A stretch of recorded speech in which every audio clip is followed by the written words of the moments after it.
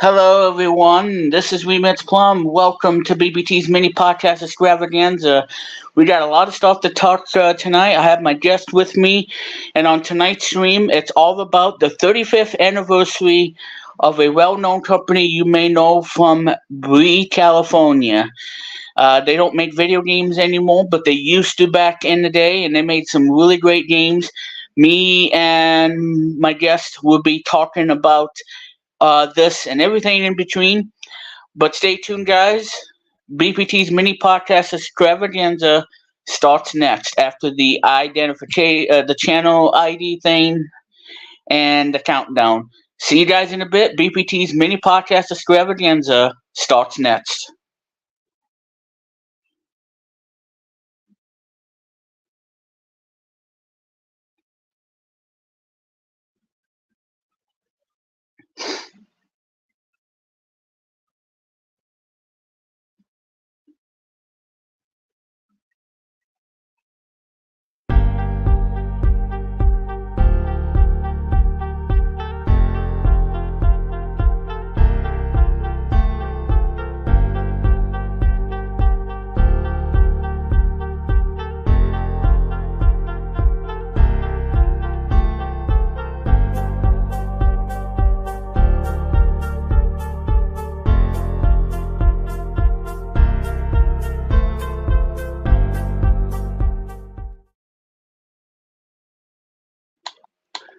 Alrighty, everybody, we are live from Plum Studios. Welcome, everyone, to BPT's mini podcast extravaganza for you all. I am Remix Plum, and how you guys doing? And welcome, everyone, as I am doing something on the Xbox and messing up my my thing and whatnot, and I don't know what I'm doing. But anyway, I'm trying to type my thingamajig, but I keep getting a bunch of nines and not getting into the guest. So let's introduce our guest. Everybody joining us. He's a YouTuber, content creator, and everything. And of course, FWLX, the 10th big season of the show is coming your way in October.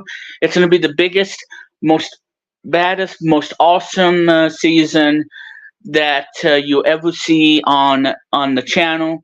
And of course, you can check out some exclusive stuff and whatnot if you help out checking them out on YouTube. He's been doing this for a very long time, like me. So, ladies and gentlemen, I have with me Luke Jeffers. Hello, guys. Two things before we get started. First thing's good news to share with you. I do have, let's just say 8,004 videos as of 12:22 p.m. Eastern Standard Time. And secondly, as you mentioned, there's those donations thing. The good news is recently I'm in my next step of being YouTube Partners Program as of 2:12 p.m. Eastern Standard Time. So yeah, it's gonna be very exciting for my main channel standards. So we're gonna go over this whole and what we're going over today, color dreams. So there you go on that. It's gonna be busting my laugh off. So there you go for Remix and our next guest. Yeah, exactly, Luke. And Luke's right, everybody, because this is going to be a special episode for you all tonight on BBT's mini podcast extravaganza, and helping out with the theme for tonight, because we are going to go back and forth talking about it and everything. And so, ladies and gentlemen, he's on Retro Media Vision, and of course you can listen to his album on Spotify and all the good stuff like Walkman Beat or the Kaga. And if I'm getting it wrong, someone's gonna throw a banana at my face. Anyway, ladies and gentlemen, without further ado, Retro Media Vision's own Chris Kennedy. Hi, how are you, everybody? It's good to have you here. Oh, sorry. It's good to have you here, everybody. How are you today? Doing well. Thanks. Hi, Luke. This is a very exciting theme we're doing called... We're doing a very exciting theme, I must say, called Colored Dreams, and Remix is going to talk about it. Yeah, and that's the special theme for tonight. And as Luke said, it's all about the video game company from California, founded 35 years ago in 1988, and we will get to that. And me and Chris will go over and give Luke, a bit of a history thing, and for him to jot down in his brain. Let him know what Color Dreams was all about and why they made unlicensed games until they renamed 3 times or 2 times rather. Yeah. And so we're gonna be try to explain as much as we can throughout the show. So Luke would be twisting his and be excited to go over the the history, well, if you will. 35 years still, 35 years later. 35 years later, yeah. Because there's a lot of games that are turning 35 this year. Because 1988 was a crowning year on NES, and it also happened to be the not so unfortunate year because of the chip shortage that happened in '88. But that didn't stop from giving us these incredible games. That turns 35. There's a whole bunch of them that turns 35 this year. And as the games from 1988. And of course, Color Dreams were founded in '88. And of course, the movie that I enjoy, that's not part of the video game, but a movie that I enjoy came out 35 years ago. So there's a lot of things that's turning 35 this year. And even NES has its fair share of games that were released in 1988. Mm-hmm. Wow. So that's pretty much that. But anyway, ladies and gentlemen, this is the last BPT's mini podcast show for the month of September, because I believe next week is going to be a brand new month, because Halloween is rapidly approaching. Fall is here. That means the sunset is going to be going down. And whatnot, because the sun set at 6:59 p.m. So that means it's going to get darker by the minute, and now it's 6:59 in the Eastern time zone for us who lives in the eastern part of the time zone. Oh my, yeah. So as daylight savings is coming, that means cooler temperatures, and that also means dreaded winter. And all the stuff that you love about winter, ice, snow, and a bunch of other crap, that is going to be impossible to travel, especially in whiteout conditions. But we won't talk about it on the show because we need to enjoy the leaves falling of the autumn, especially if you're going to be traveling and whatnot to the state.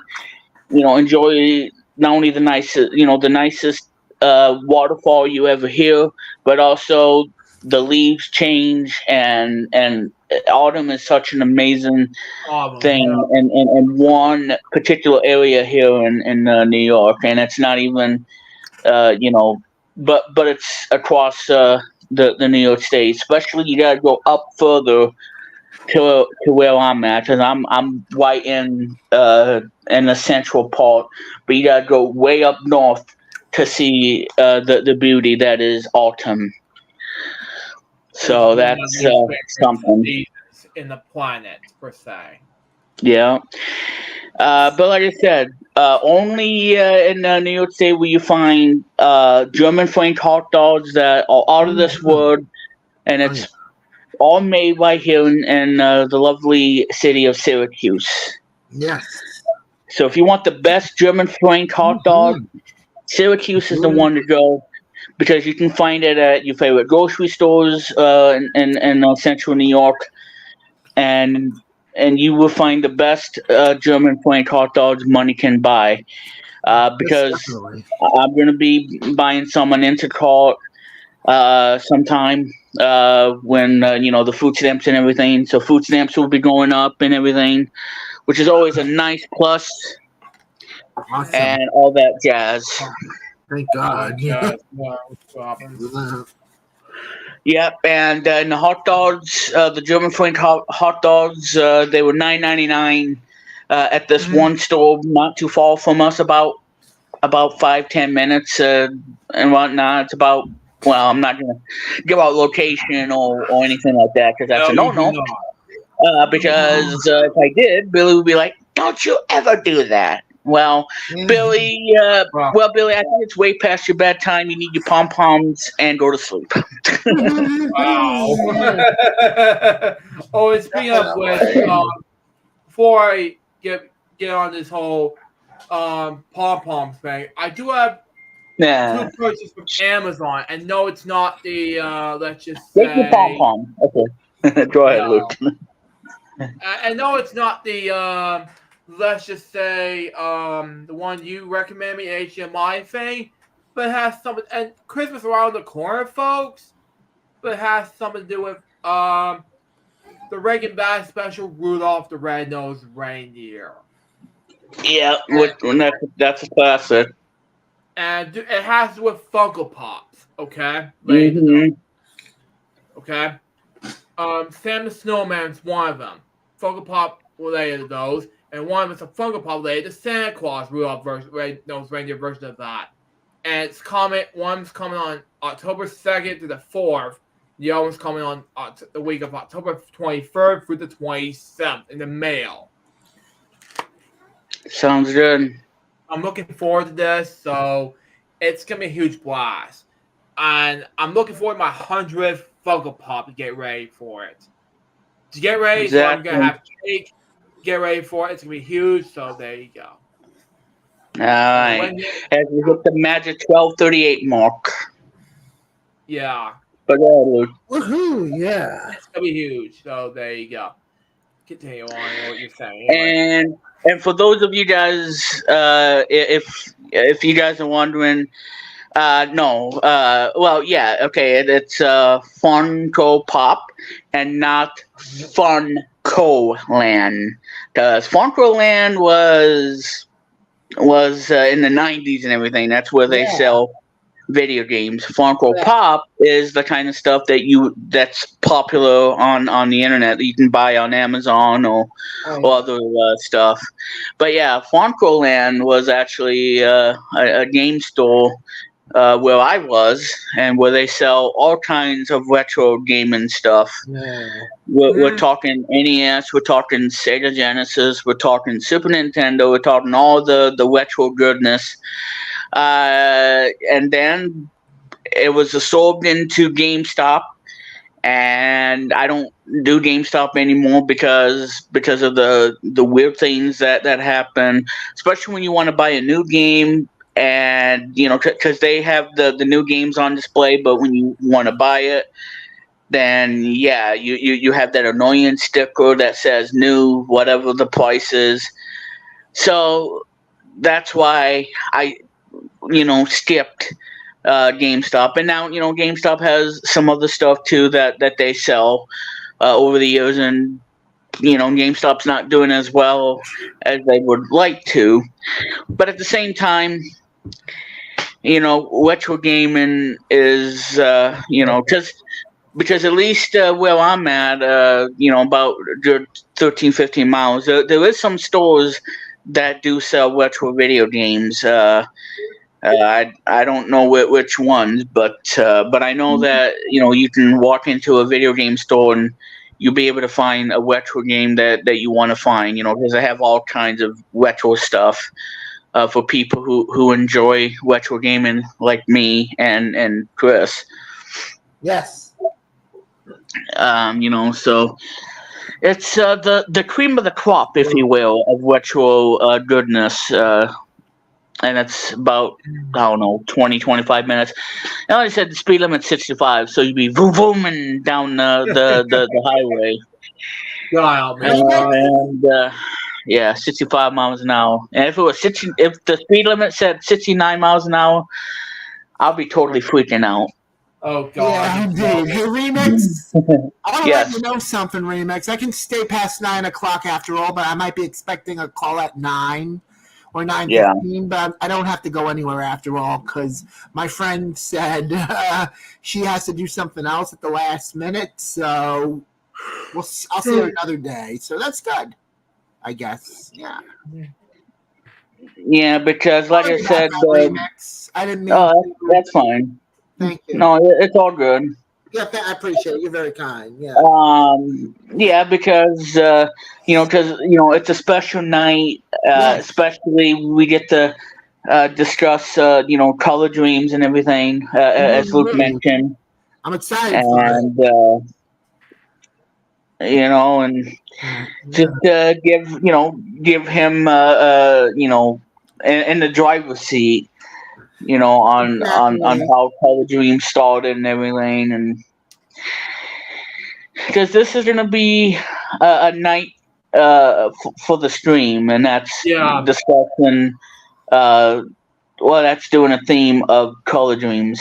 Yeah, it's gonna be an all night thing for me because tomorrow's be an off day for me because tomorrow's a Jewish holiday, so I'll be off that day because it's not gonna be basically a 10 o'clock thing afterwards. So I'll be in bed, but say late at night to talk to you guys. Yeah. Just because. Yeah, and then afterwards it's the choo choo. What? No, okay. Yeah. Too soon? Okay, too soon. Okay, folks, we won't be taking the choo-choo train. That was a complete lie. Complete lie. Yeah. Yeah, the whole Robert Pepper test. But that was a lie. I don't know what's up with Remix, but in the time being, I don't know.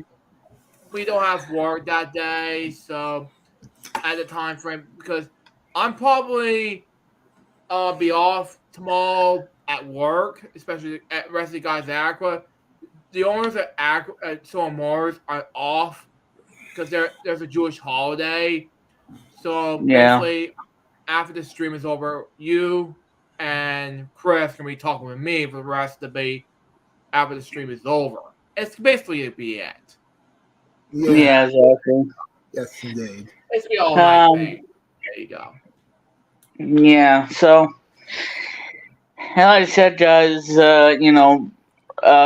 before we started the stream, I was really busting Luke's butt, over the whole Mr. Bucket thing, and he got a kick out of that, and a bunch of other stuff, and it's like, oh, pie in the face, gotcha. Okay, so absolutely, and it's like if you ever see a monster like Mr. Bucket, it's like gotta get that sledgehammer ready. Wow.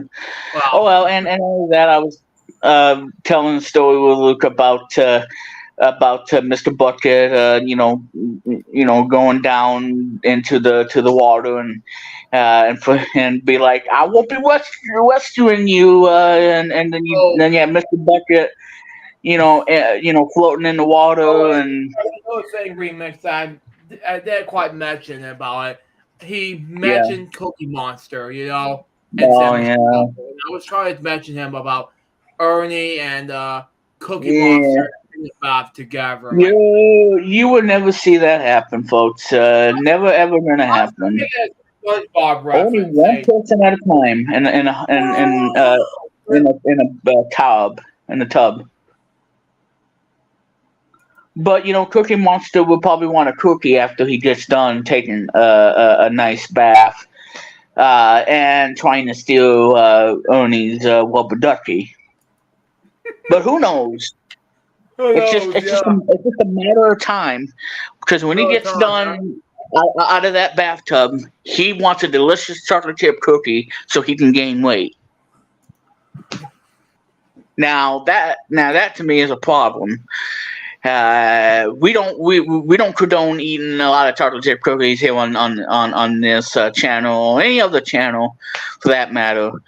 I mean, yeah, having a sweet tooth every now and then is okay, but like Cookie Monster, he's really gonna have a problem that he's gonna be sick after eating all those cookies. You know, just yum yum yum yum, eating the cookies, yum yum yum. You know. God help me. Yeah, and then to wash it down, you know, get some toothpaste flavored popcorn to wash it down with. Exactly. You know, to clean his teeth. Oh wait, Cookie Monster has no teeth.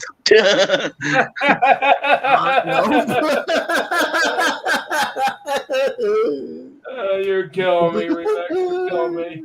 And that's gonna be a highlight, folks, of this 21 minute stream. Yeah, exactly. I got you guys good on the Cookie Monster not having a teeth. If he did, that'd be scary. I'll be blown away. I'll probably have nightmares thinking of that. Yeah. Same with me. Same with you. We're gonna have the Ernie and Cookie Monster taking a bath together. No. You won't see that. Only one at a time. You won't ever see that happen. Because that's way too much. No. We don't ever want to think about that, because that's kind of creepy, if you will. Yeah, I don't ever want to imagine that. And yes, well, I'm a SpongeBob fan per se, and I want to make it happen. Say like, and then one episode of SpongeBob episode goes 9 residential neighbors making, and then Squidward's taking a bath. Somehow was taking a bath, and all of a sudden Patrick was there saying, "Hello, my neighbor," and then Squidward's like, "Patrick, get out of here! Put your clothes back on." And then SpongeBob was like, what is he doing? I'm a doggy toy. Well, Well, here's the thing. I think Patrick Stone needs to wear underwear or boxers. No, he's wearing his pants for some reason, but yeah, his boxers. Yeah, so it's like, what is wrong with this picture? Yeah, exactly. No, what is wrong with this picture? I'll show you this off stream, but this is again right to be hilarious. Yeah. And for those of you who are watching BBT's mini podcast Extravaganza, where you're watching me on the beautiful Nintendo Switch or on the Xbox, or you're watching me from a color TV kind of tube back in the 1980s, thank you for being here, even though they don't make those old TVs anymore because they're big, bulky, and heavy. Wow. And it's just, because the TVs we have today are flat panel and everything, but back then they were monstrous. It's like a size of, I don't know. Wow. But it was just, So if you're watching me on the color CTR TV, even if you're watching me on the PS3 with standard old school RCA cables, thank you anyway for tuning in.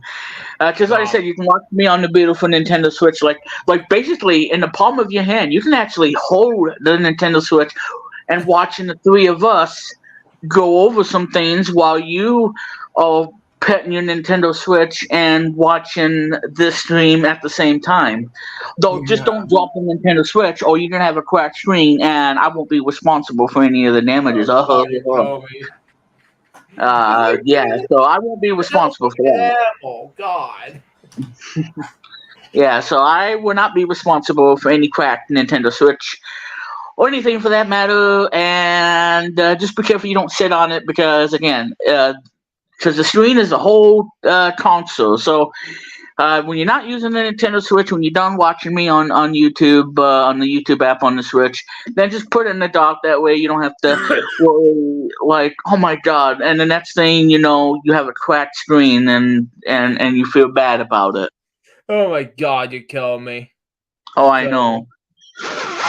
Or watching me and watching the show from outer space somewhere, like, I don't know, 100 million miles from us. I really don't know.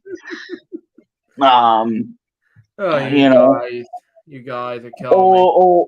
Or even on one of those leapfrog little devices. I mean, if you can kind of watch me on those things, well, all I gotta say is good luck because you probably won't be able to watch me on those devices. But No. on Nintendo Switch, But yeah, Xbox, yep, PS5, yeah. I mean, so you can watch me and petting the Nintendo Switch, whatever Switch you got, the $299 one or the $199 one or the one that I got, the OLED, which has a nice screen. Because it's a great device and everything for watching YouTube.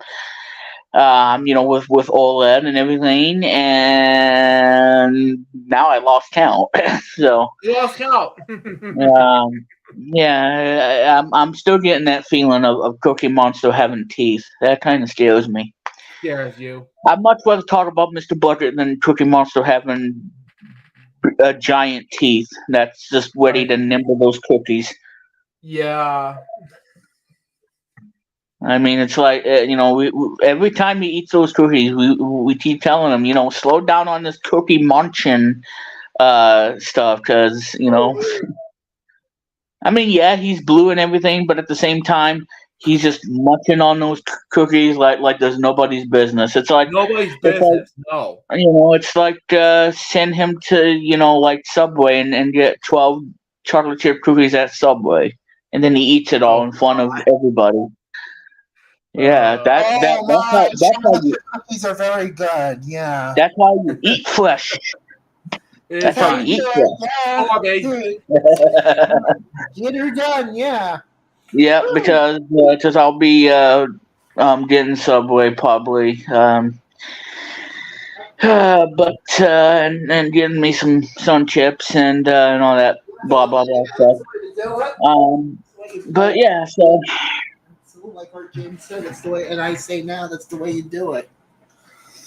I learned that from Art James. That's the way to do it. Yeah, exactly. Yeah. And nobody's in the chat. It's a lonely chat out here. It's a lonely chat out there. Yeah. Nobody's in the chat room. What's wrong with these people? We're trying not to make it. I don't know.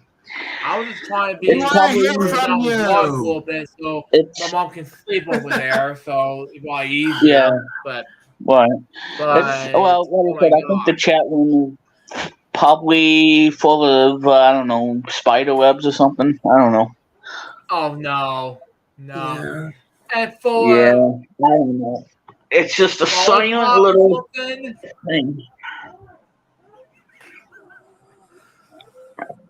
Okay, well, whatever looks last check your channel, but who knows? Well, I'm gonna fix that here, and let's see. Okay, switch, and let's see. Just make sure that everything's muted or anything, so we don't get any feedback. No, yeah, I don't have to mute this thing, so I won't get you in trouble from copyright, everything. Yeah, because that wouldn't be good.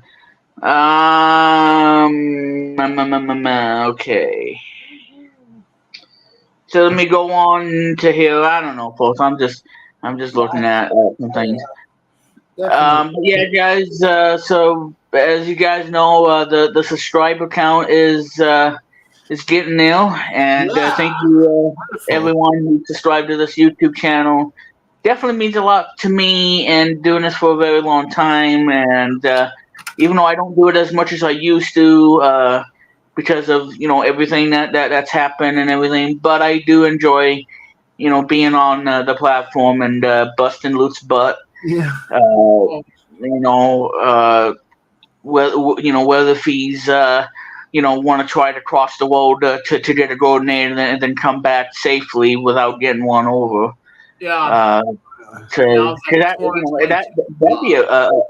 That'd be a really tough bonus one. Like, okay, well, you have like 45 seconds, to get this golden egg, and if you can, then without getting one over, then you win. If you don't, you lose everything. Oh my god! Oh my And I god, know, Rico. and that's another one I told Luke too about the golden age bonus round, Yeah, which doesn't definitely. exist, everybody, because it's dangerous and don't try this at home or don't try it where you are. Oh, Yes. 'Cause that's kind of Hello. bad. hey man. I think somebody's in the chat room right now. Yeah, I know. I see it.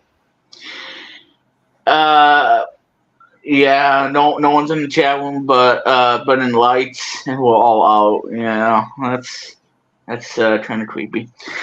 Yeah. And yes, I will talk about that too because I haven't been watching it ever since, but I will get back into watching it because there's a really cool video on YouTube. You can search it up. Like what he said in the chat room. It's in the video game. It's a mod that you can play on PC. Um, and there's actually videos of this on YouTube, but the one I watch, he's a very funny dude, and I subscribe to him on YouTube and everything, and it's really cool. And he's talking about LSPDFR, which is like I said, maturity kind of thing, and yeah, it's a bit on the mature side, but I do enjoy it, and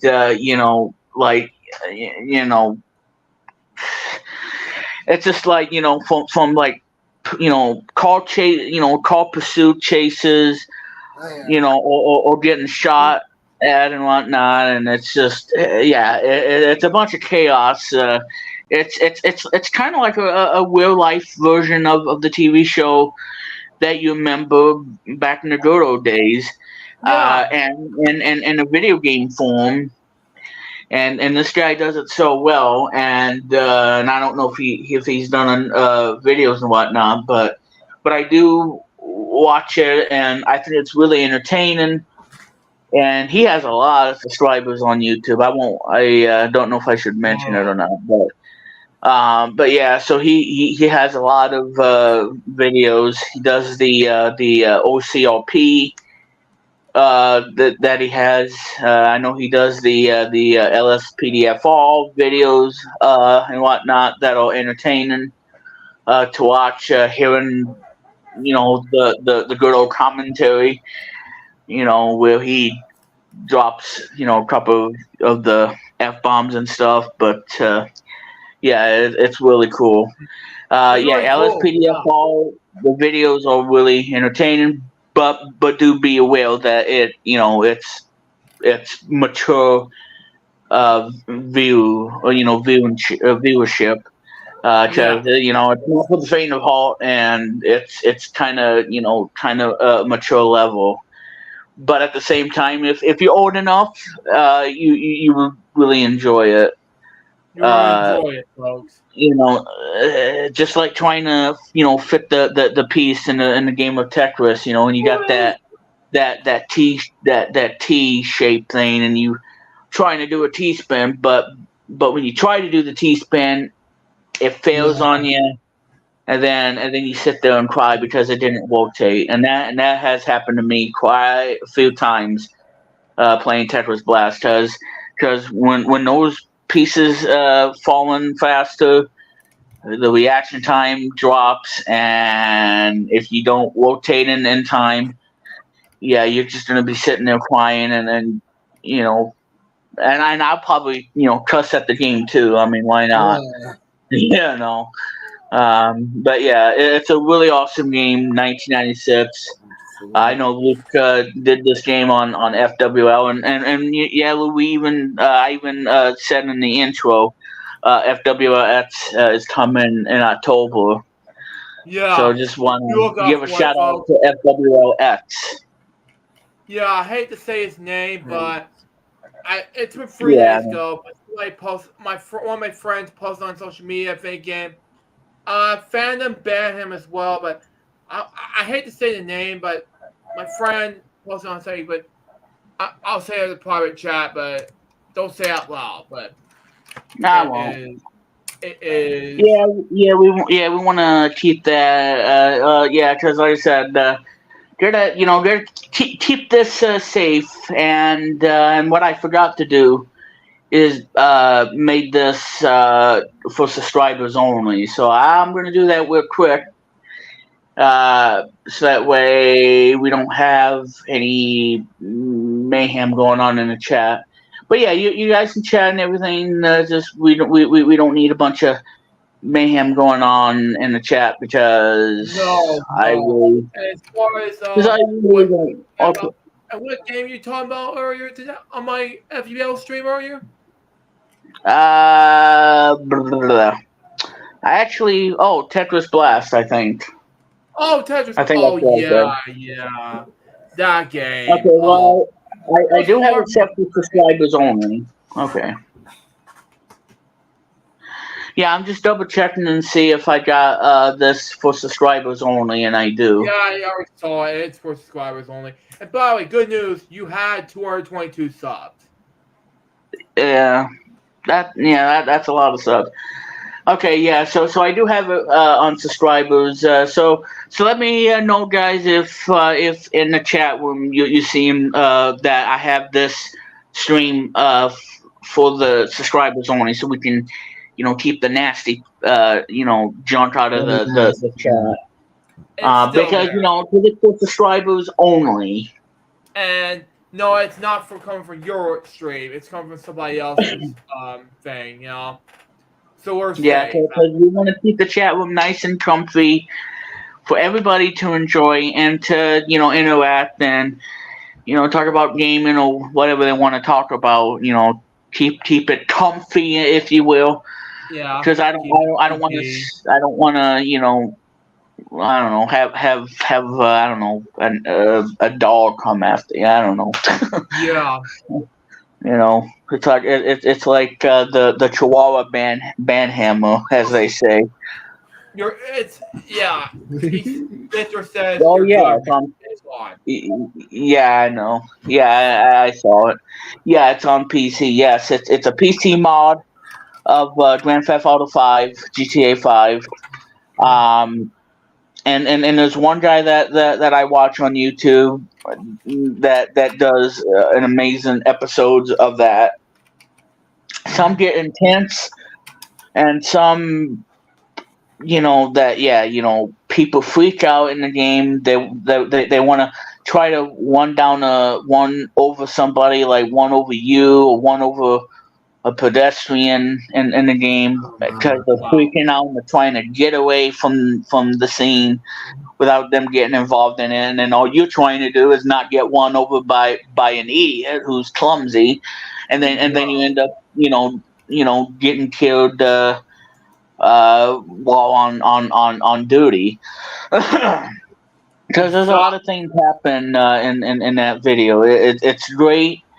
And it's fun, and it's really entertaining. But like I said, it's for mature viewers.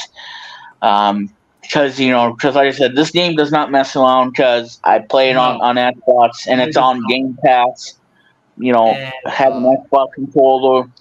Because I haven't played this game ever since I played it on Xbox. Well, I played it on PS4, and then it's on Game Pass on Xbox, and it plays great and everything. And of course, this controller is awesome, by the way. And you can use any other controller too, but Xbox is the way to go for controllers. LSPDFR, I really gotta get back into watching it because I haven't been watching it a lot, but I will because it's entertaining, it's fun, especially the bloopers and stuff, the funny moments of that. It's so funny and so entertaining. LSPDFR is a cool mod if you have the PC version of GTA 5. Really check it out. And this would be like the real life version of a TV drama from like 1988, 89. And being able to try to replicate it, if you will. But because like I said, GTA 5, there's a lot of crazy things in that game. People cussing at you, what I like to do is sit on the beach. It's like just like that one music video. It's like, all right, well then you're at the beach somewhere in the Over the beach. You rainbow. just over the rainbow. Yeah, you see a giant rainbow out in the ocean somewhere, and you got helicopter coming at you. It's not going to be a lovely shine of rainbow. It's not going to be a full of sunshine of lollipops. It's going to be a dark cloud disaster that is going to be waiting to happen in that game. But yeah, I mean, Luke mentioned it. A giant rainbow in the sky, and you're out this ocean beach somewhere in this Yeah, it's game. like, yeah. I was And mentioning it's like a Wizard of Oz difference. But anyway, next. yeah, and when winter comes around, you be ice skating. When you see a giant rainbow again, you'll be skating on ice, and then you try to do I don't know, wing around the rosy, just like in a hockey game. That I God. like to say in that Speaking of NHL hockey live game, stream that I did. we do have sad news. It has to do with Mighty Ducks. We heard about this. Yeah, Hmm. I heard about that. Yeah, recently. Yeah. I heard about that, and I won't. And what's also sad for me is that I won't be keeping Disney Plus much longer. So that means I won't be able to Yeah. watch the show That's for again me as because well, of the because price hike. I was gonna pay Disney Plus, but the bundle, and it's gonna be $24.99 per month. That's kind of steep. Yeah, I was gonna say it's supposed to be $19.99 per month, but I tell Mom about this when I get up in the morning. But think what's going on, Unfortunately, but the good news is I have enough money for my work to save up for Disney Plus. Yeah. That's probably a good thing. No, that's good. Disney bundle. Well, yeah. Obviously, the game's on Steam. Yes. Like what I saw on the chat, yeah, it's on Steam. And I can play it on Xbox via Game Pass. I can play it on the phone, or I can play it on the iPad when I get an iPad. And speaking of the iPad, ladies and gentlemen, yeah. So if you guys didn't know, iPadOS 17 came out, and Luke already has it. He even did a video of it on his YouTube channel that you can check out, where he said goodbye to iPadOS 16 and say hello to 17. Yes. And iPad 17 is a game changer for a lot of things, including one big feature that I believe, to me, is a game changer for everyone. Mm-hmm. For everyone. And that is the ability. I hate to interrupt this remix, but I do unfortunately have to buy an HDMI plug-in that goes with the iPad Pro, but I have to save up money for it as soon as I get done with enough money for Funko Pops. That's my money. Yeah, I know. But it's really a game changer. Yeah, it will be. And the reason why I say that, because there's an app that's on the App Store, on the Apple App Store, that you can that you can plug in anything, from a camera to a game console, because there's some videos on YouTube now that they're showing you how you can do that. Like one guy had his iPad Pro plugged into a Nintendo Switch, via that cable, and and it's really cool. So there's 2 programs out on the App Store, and they're both really cool. Especially that one that's really feature rich, for live streaming. So the 2 big apps that are on the iPad are Camo Studio, not Cameo Studio, but Camo Studio, which is a really cool program on the iPad that you can do a live stream and you can stream it to YouTube, Twitch, or whatever. And the ability to hook up a webcam or hook up your game console to it and stream that way, all on the iPad, which is insanely cool. Oh, wow. Okay.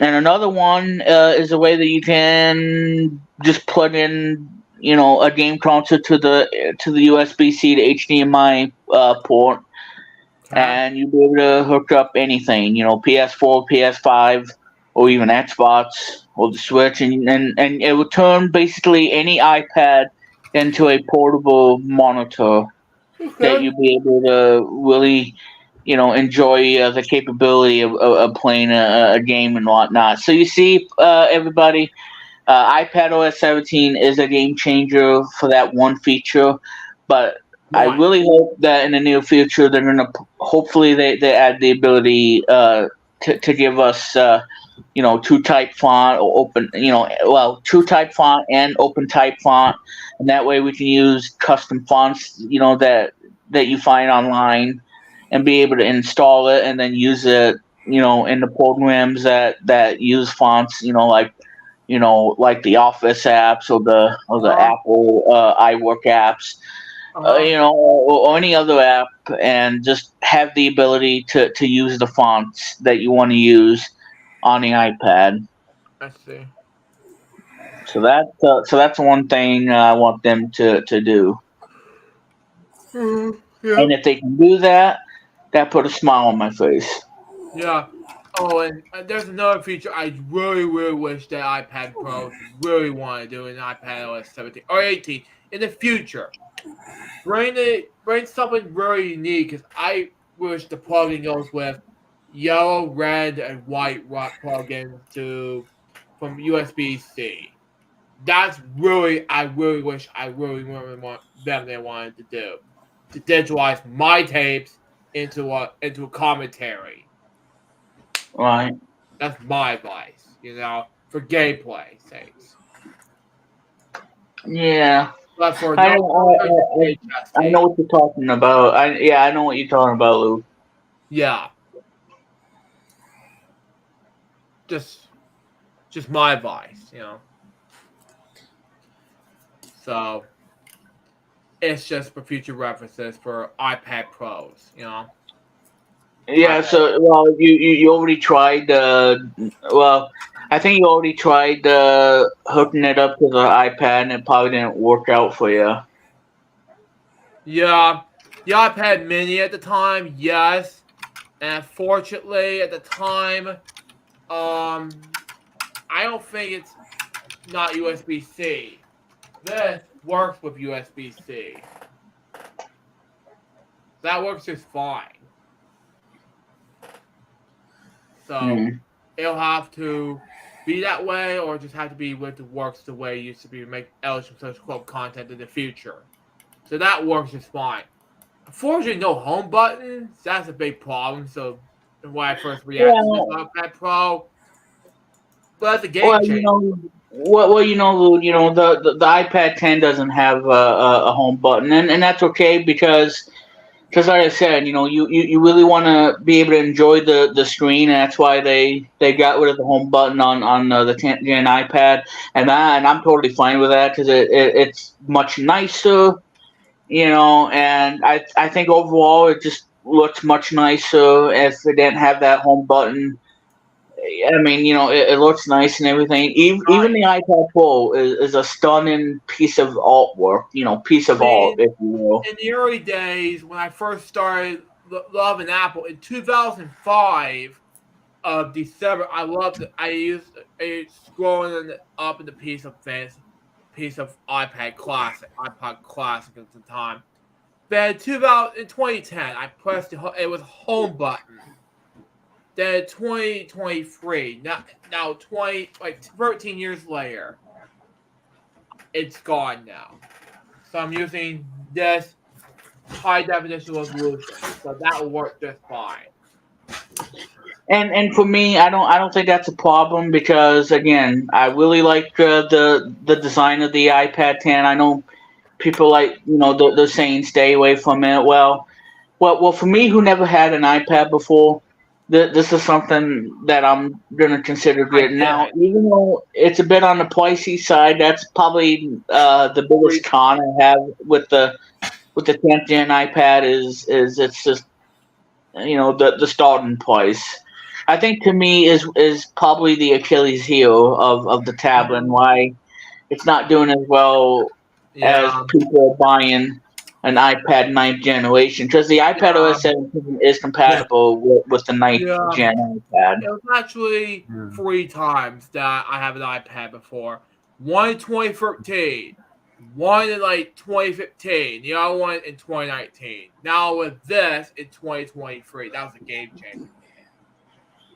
That was my But yeah, I mean, but again, iPad OS 17 and the ability to plug in a webcam or game console. This really is a game changer in my mind for iPad OS 17. Yeah. Because people enjoy iPad Pro and they want to just and if they're doing something on the TV, they just plug it in to the HDMI thing and just be Like able to play games. And if you're not looking to record and you just want something simple and free and be able to you know, play the game on the iPad Pro, you can simply do it, and that to me is the game changer when it comes to it. Because people do video capture cards on Windows and Mac and whatnot. And now you can do it on the iPad, and you can even stream to your favorite like YouTube or Twitch. Yeah. So Well, that's wondering, one of the amazing abilities. in the early days of streaming, there was Ustream.tv because when I was started Oh, yeah. streaming content from Moses Club, and then it was YouTube and Twitch. So now I focus on YouTube a lot for streaming, and that's the reason why I use it all the time. That's why. Right. So But yeah, it's to me it is a game changer because yeah, because this week macOS Sonoma gets released and the programs that you get from Warner Media who makes Audio Hijack or Farrago or the one that you have Loopback, they're fully going to be compatible with the new version wow. of How much it macOS. costs? For what? Everything loop back, I don't know. That's fine. But Luke, I don't know if you still have that program that you got I do from. have loop back. That's probably a good thing, but Yeah. the bad thing is I don't have another app called. It starts with I don't know what it's called now, but it's basically about recording some radio shows, something like that. Sorry. Well, the one I have on the old Mac, this is a really awesome program. Like Luke said, you'll be able to do that, plus many other things, which is an essential program on the Mac. You can do it on Windows too, but you can do it on the Mac as well. And that Yeah. one is so iconic. It's so iconic. It's called Audio Hijack is the name of the program. I should have known. Oh well. Yeah, Audio Hijack is a really cool software on a Mac, and that let you record pretty much anything. You can record your favorite web radio stuff and and it's great for podcasting and everything. And you can even capture the game audio while you're recording your voiceover. It's really, really, really cool, and I have it on Mac, and I'm really gonna miss it too because like I said, I can do it on Windows too, so it's not like I'm gonna be I'm not gonna be out of luck. I mean, because Bandicam lets you do that too on Windows. Probably not as good as Audio Hijack, but still, it will let you do that. Makes sense, because when I record radio shows or anything from future generations, for people who want to see radio shows, will you consider doing that? Yes. But it never takes the time to be on the radio show and all of a sudden be at a college radio show. No. Say, at the time, yes, I was stuck at it nowadays. But, it's just, don't ask me why I wasn't stuck in it these days. But as for loop back, I can still continue doing the FWL shows. But that's Oh, whoops. Try to spell remix. That's not how you spell. That's not how you spell that. Yeah, you don't know how to spell remix, Mom, right? No, I mistyped over. I put PVER. Oh, And this is the end result. It's over 9,000 million. Wow. Okay. Mm-hmm. Yeah, and if it's over what you just said, Luke, then the character just certainly explodes with too much power. A superhero. I'm sorry to interrupt. I apologize. Yeah, Chris. You. I apologize. I just wanted to say that if you hear when you see my phone go off like crazy, that means I'm getting like a lot of messages because I'm gonna be very busy the next 2 weeks. Yeah, that's understandable. Yeah, I will be back October 9th to do many more things, and I'm still gonna be up for the October 1st podcast, so that's good. Yeah. So, it's something, but yeah. So, ladies and gentlemen, we're gonna go over Color Dreams in a little bit. So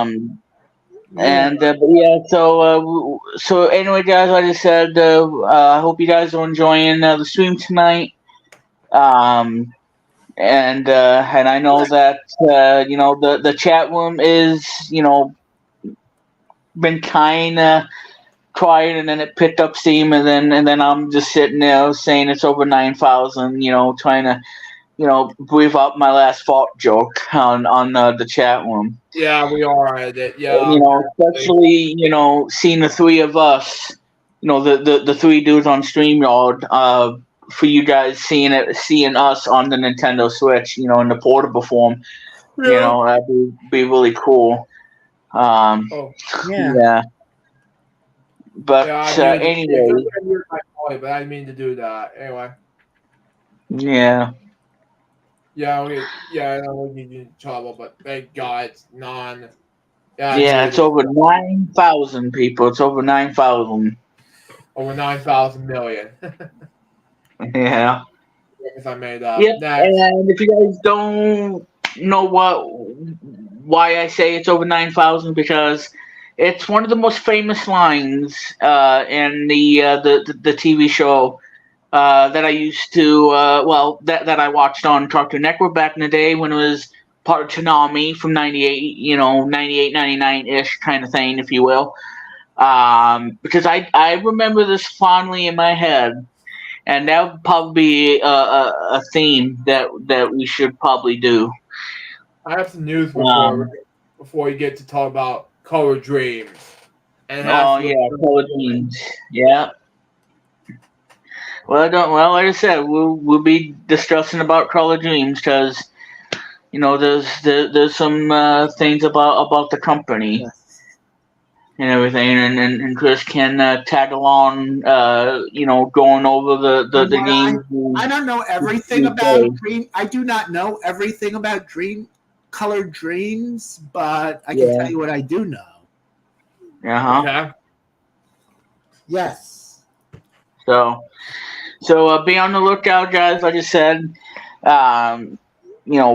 there's a lot of history. And not really a lot, but there's history of Color Dreams and everything. Because I know Luke is so excited because it's the 35th anniversary of the of the company, and why they changed their name 2 times. And 2 times, yeah. Yep, 2 times. And maybe what they should have done is sold a lot of potatoes. I don't know. He's like, let's go to Idaho. Let's eat some potatoes, baked potatoes, baked potato, everybody. I don't know. Wow, you kill me. And no, I don't think Cookie Monster will eat Remix, what's going on? potatoes. You know, I mean, I don't know. Poor Cookie Monster. Enjoy donuts. Because he's daydreaming about cookies, and I'm daydreaming about something else. I don't know. Daydreaming It's about all ice people cream. And the whole Yes. But whoever, I mean, whoever is daydreaming about food, it's hard to let go. Yeah. And the next thing you know, you won't see Cookie Monster on TV again. I don't know. No.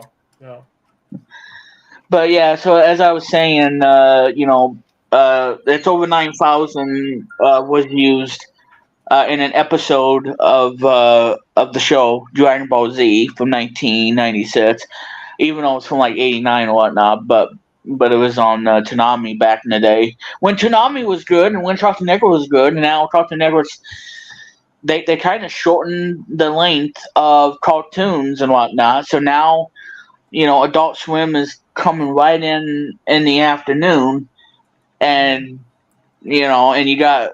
It's just a mess right now with the Cartoon Network. It's just a huge mess. And yeah, don't get me started, because Cartoon Network used to be great back in the day, and now they really shorten the length, and Adult Swim is closing the gap, and it's just smack right in the middle of it. As we reached the 1 hour and 2 mark of the stream. Yeah. And it's just a whole bunch of, like I said, we're not going to give them a nice, freshly baked jelly donuts. Holy jelly donuts! Ha ha ha! Yes. Wow. Yeah, there you go. There you go. That's Chris's catchphrase. Thank you. You're very kind. I love that. I love that catchphrase. I must tell you. Yeah, his signature catchphrase. Go ahead, Luke. I must tell you. Yeah. There you go. By Conversation PBS station from viewers like you. Thank you. Anyway. Pretty good.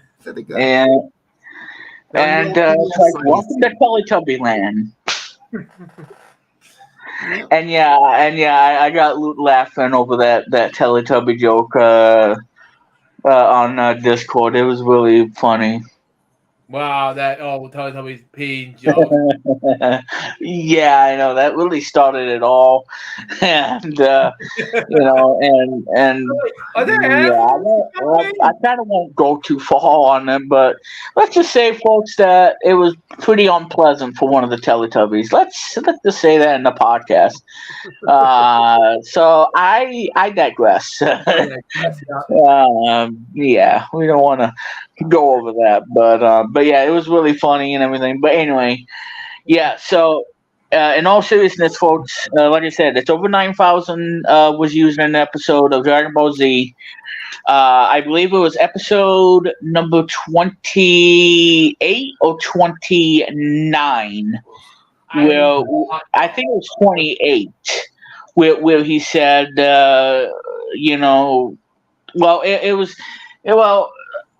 the whole thing, and I know that Black 68, who's probably playing LSPDFR, and he's gonna miss out on this. Yeah, it was just a scene, and I can picture this in my memory, because like I said, it's been 3 decades since I've seen that. And like I said, we're talking about the original episode of the 90s. This is not like the remastered or anything like that, because the remastered one sucks because it has deleted scenes that they removed, and they totally.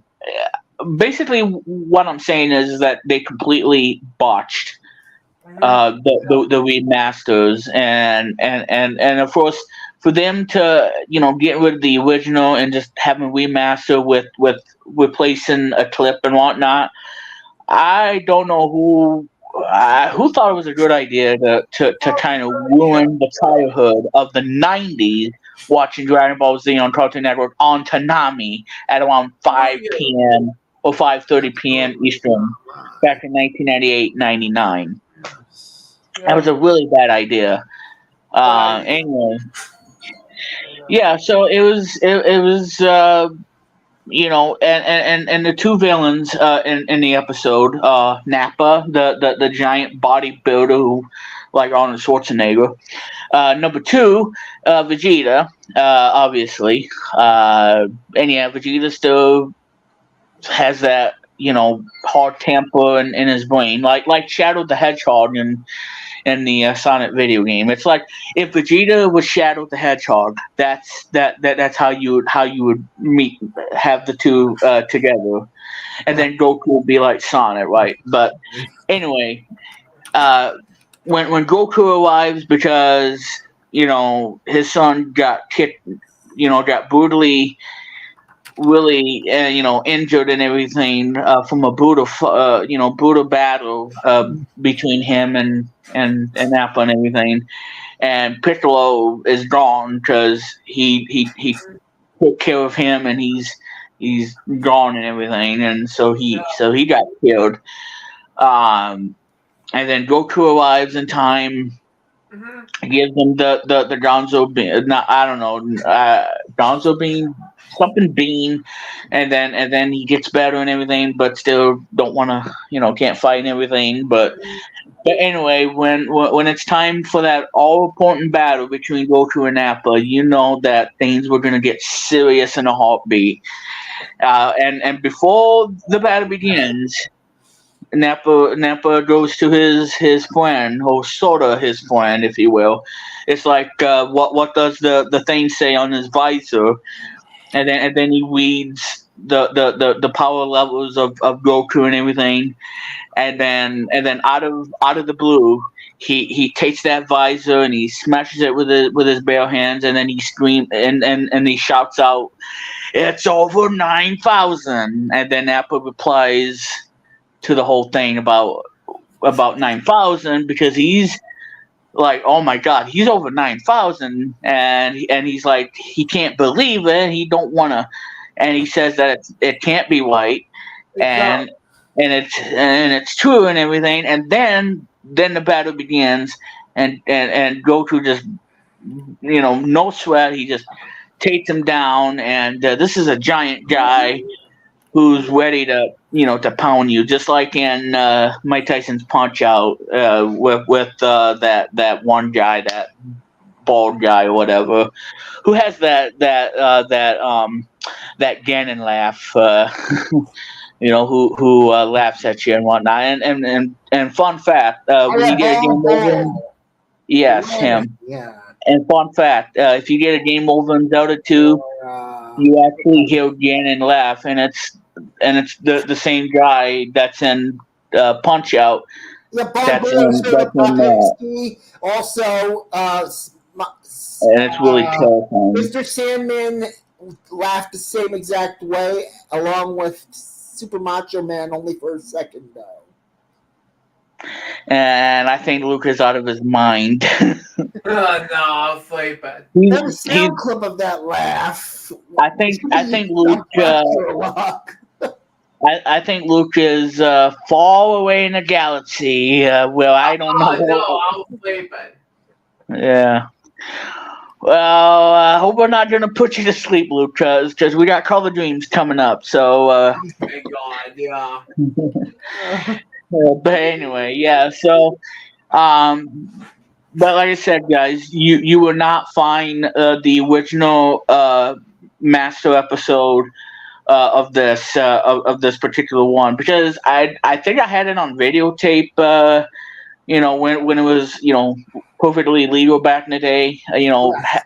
Having it on a blank VHS tape, and you were able to record without any fear. And now the kind of stuff that that we have today is a total nonsense. But anyway, back then, record that moment and just hit that record button, and you got that memory on that tape.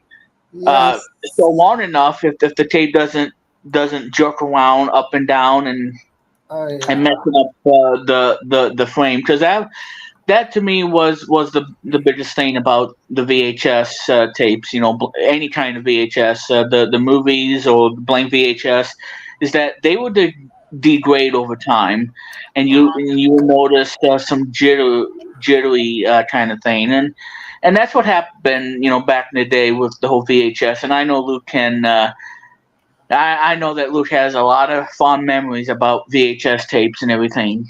Yeah, I You do. know, it's like choking on a sandwich, if you will, Oh God, no. or Oh choking God. on a delicious pumpkin cheesecake pie. Choking No, on that. I was actually Yeah. well. It all started in late 1995, late 95 when I got the chance to discover VHS tapes. And Yeah. before we get to Color Dreams, I'll explain why I discovered VHS tapes. Okay. All In right, here we go, ladies and gentlemen. Here's Luke Jeffers. in 1995, I loved the start. I played a VHS tape at Bar Lab, New York City, Babe the Sheep Pig, and Reagan Bass version of Rudolph the Red-Nosed Reindeer. Then I discovered to buy more VHS tapes for Christmas. Besides that, and that is Barney's Waiting for Santa VHS tape, the 1995 version only. Then Barney's Alphabet Zoo, the 1995 version only. And there's a lot, and then after these Barney VHSs, which I first discovered VHS at the time, I decided to get more. And there's one big VHS tape left. And it's Viewer's Choice pay-per-view at the time, along with Muppet Treasure Island. I got it my first birthday at the time for Viewer's Choice pay-per-view. That was my cast record of Viewer's Choice pay-per-view at the time.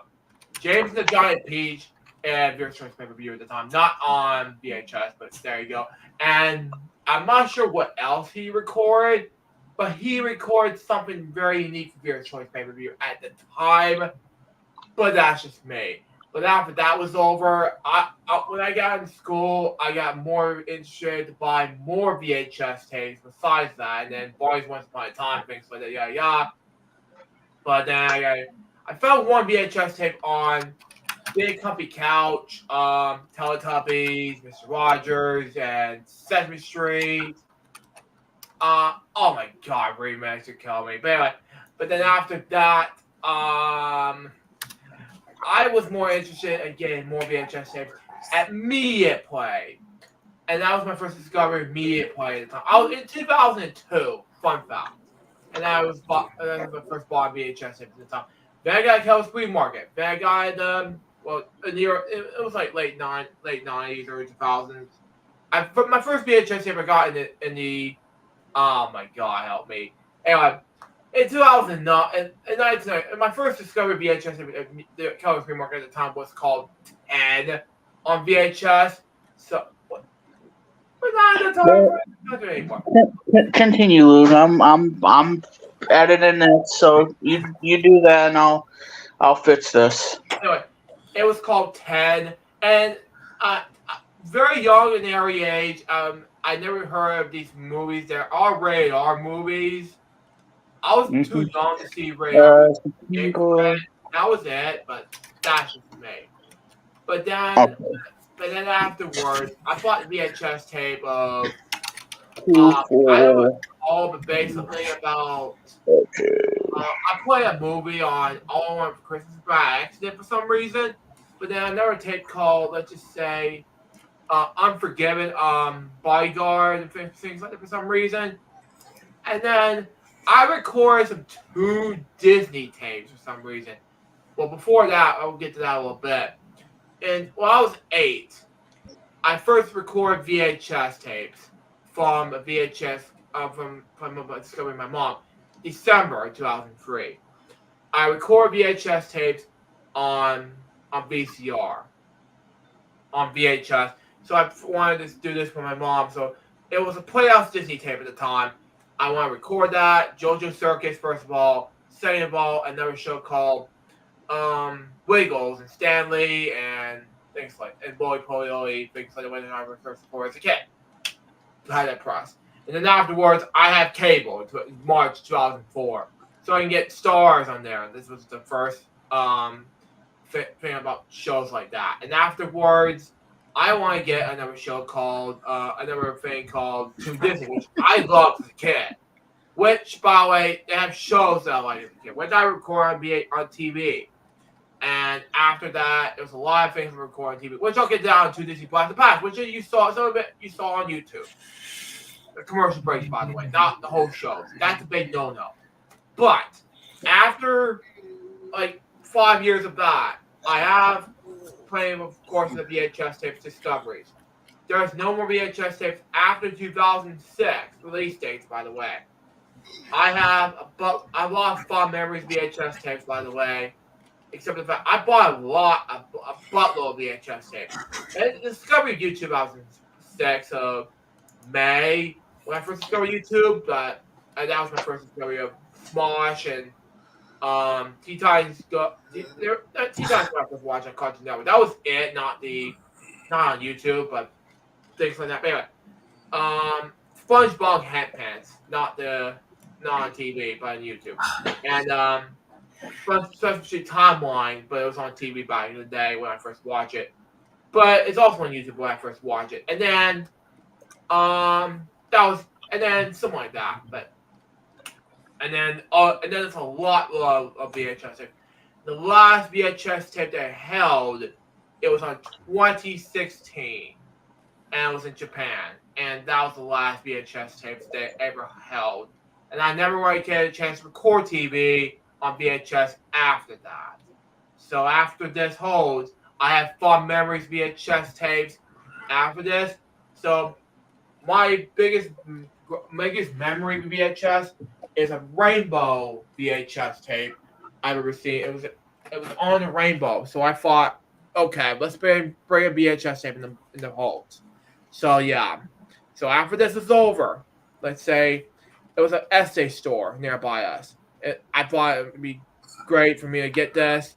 And then after that was over, I had to get this out of the way. So there you go. I'm thinking, why not do this and get this out of the way? So, and then that was already this year. So, and then after that was over, I have nowhere to begin to record VHS tapes after all hiatus.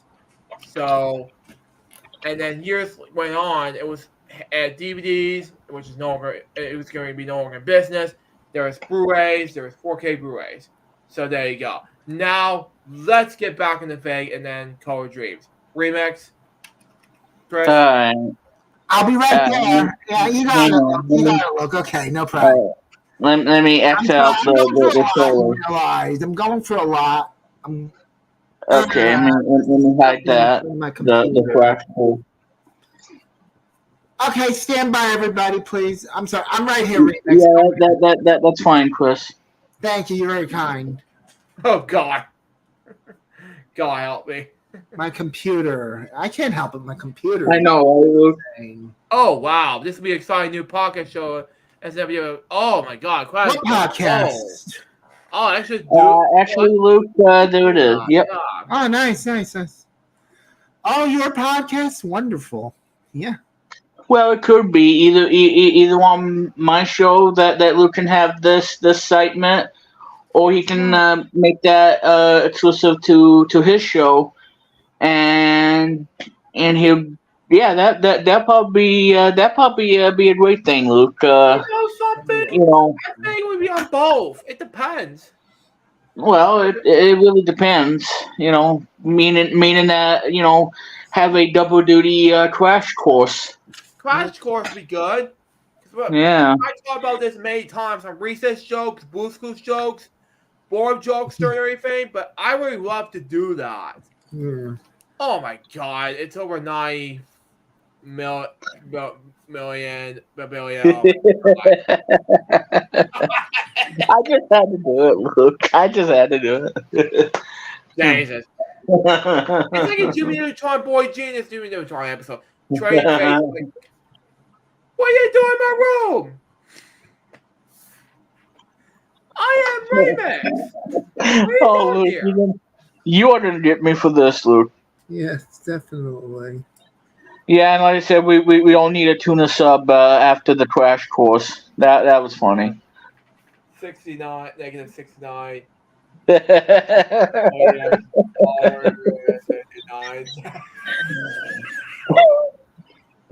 yeah. gotta admit, Luke, that was funny. Oh, God. Oh, man. Oh, yeah, still going Yeah, up. so while Luke Green is at that level, Cookie Monsters is this one. Yes, definitely. it can be happening. 60 over, yeah, minus 69. Yeah, I feel bad for him, especially. Well, hey, he should have false teeth instead of the wheel thing, because it won't be scary. It could be a good thing, when I had to do this. But when I started these crash courses, you're coming with that idea. I came up with the idea based off of recess jokes, Blue Scoops jokes, and Bourne jokes, and Pepperani jokes.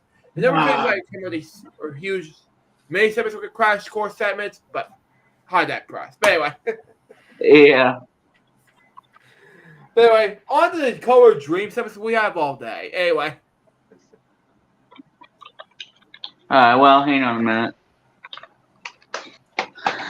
What is he doing And now? like I said, Luke, this is just a parody and whatnot, but it won't be coming your way soon. Yeah, definitely. Oh my God. Patman Eats Pizza in the Patman Maze universe. Oh my God. No. Oh, I know.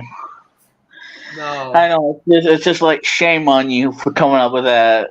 But Yeah, you like that. this whole crash course thing, I think that's something I'm gonna probably do. Make that into a thingamajig on either on this stream on my YouTube channel or as a exclusive to FWS. So that's something that Luke will decide.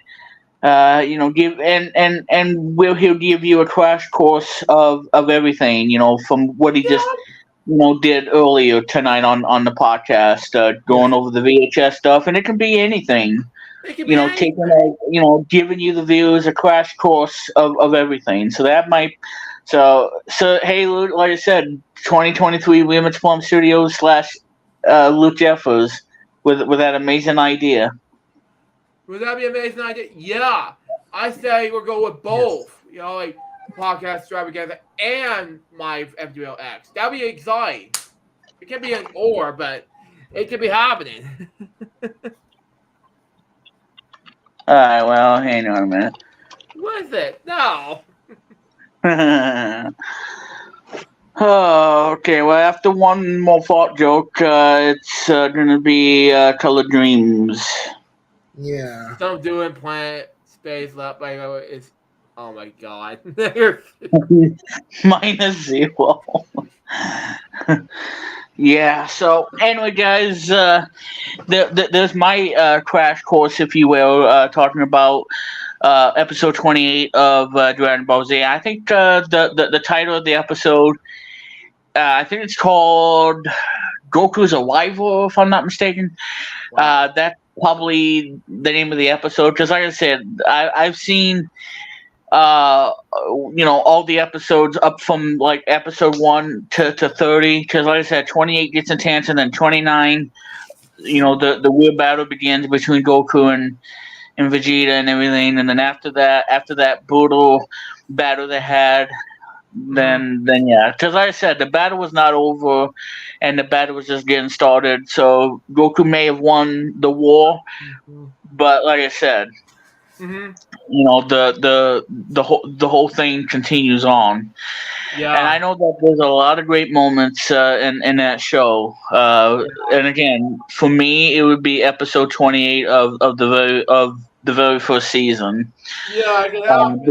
Because popping in that blank VHS tape, and then hitting that record button, and you want to see that every moment. And this is not the remastered one, which sucks. No, we're and not whatnot. doing that. But it's like, we live in a moment, from when Dragon Ball Z was great in the 90s when it was on Toonami, and you want to be able to hit that record button and see, Yes, absolutely. those moments from the original, time and time again, and you will probably not find it anymore. You won't find it on Blu-ray releases or anything like that because you just won't find it. You will not find the original, No. the original scene. Excuse me. You won't see.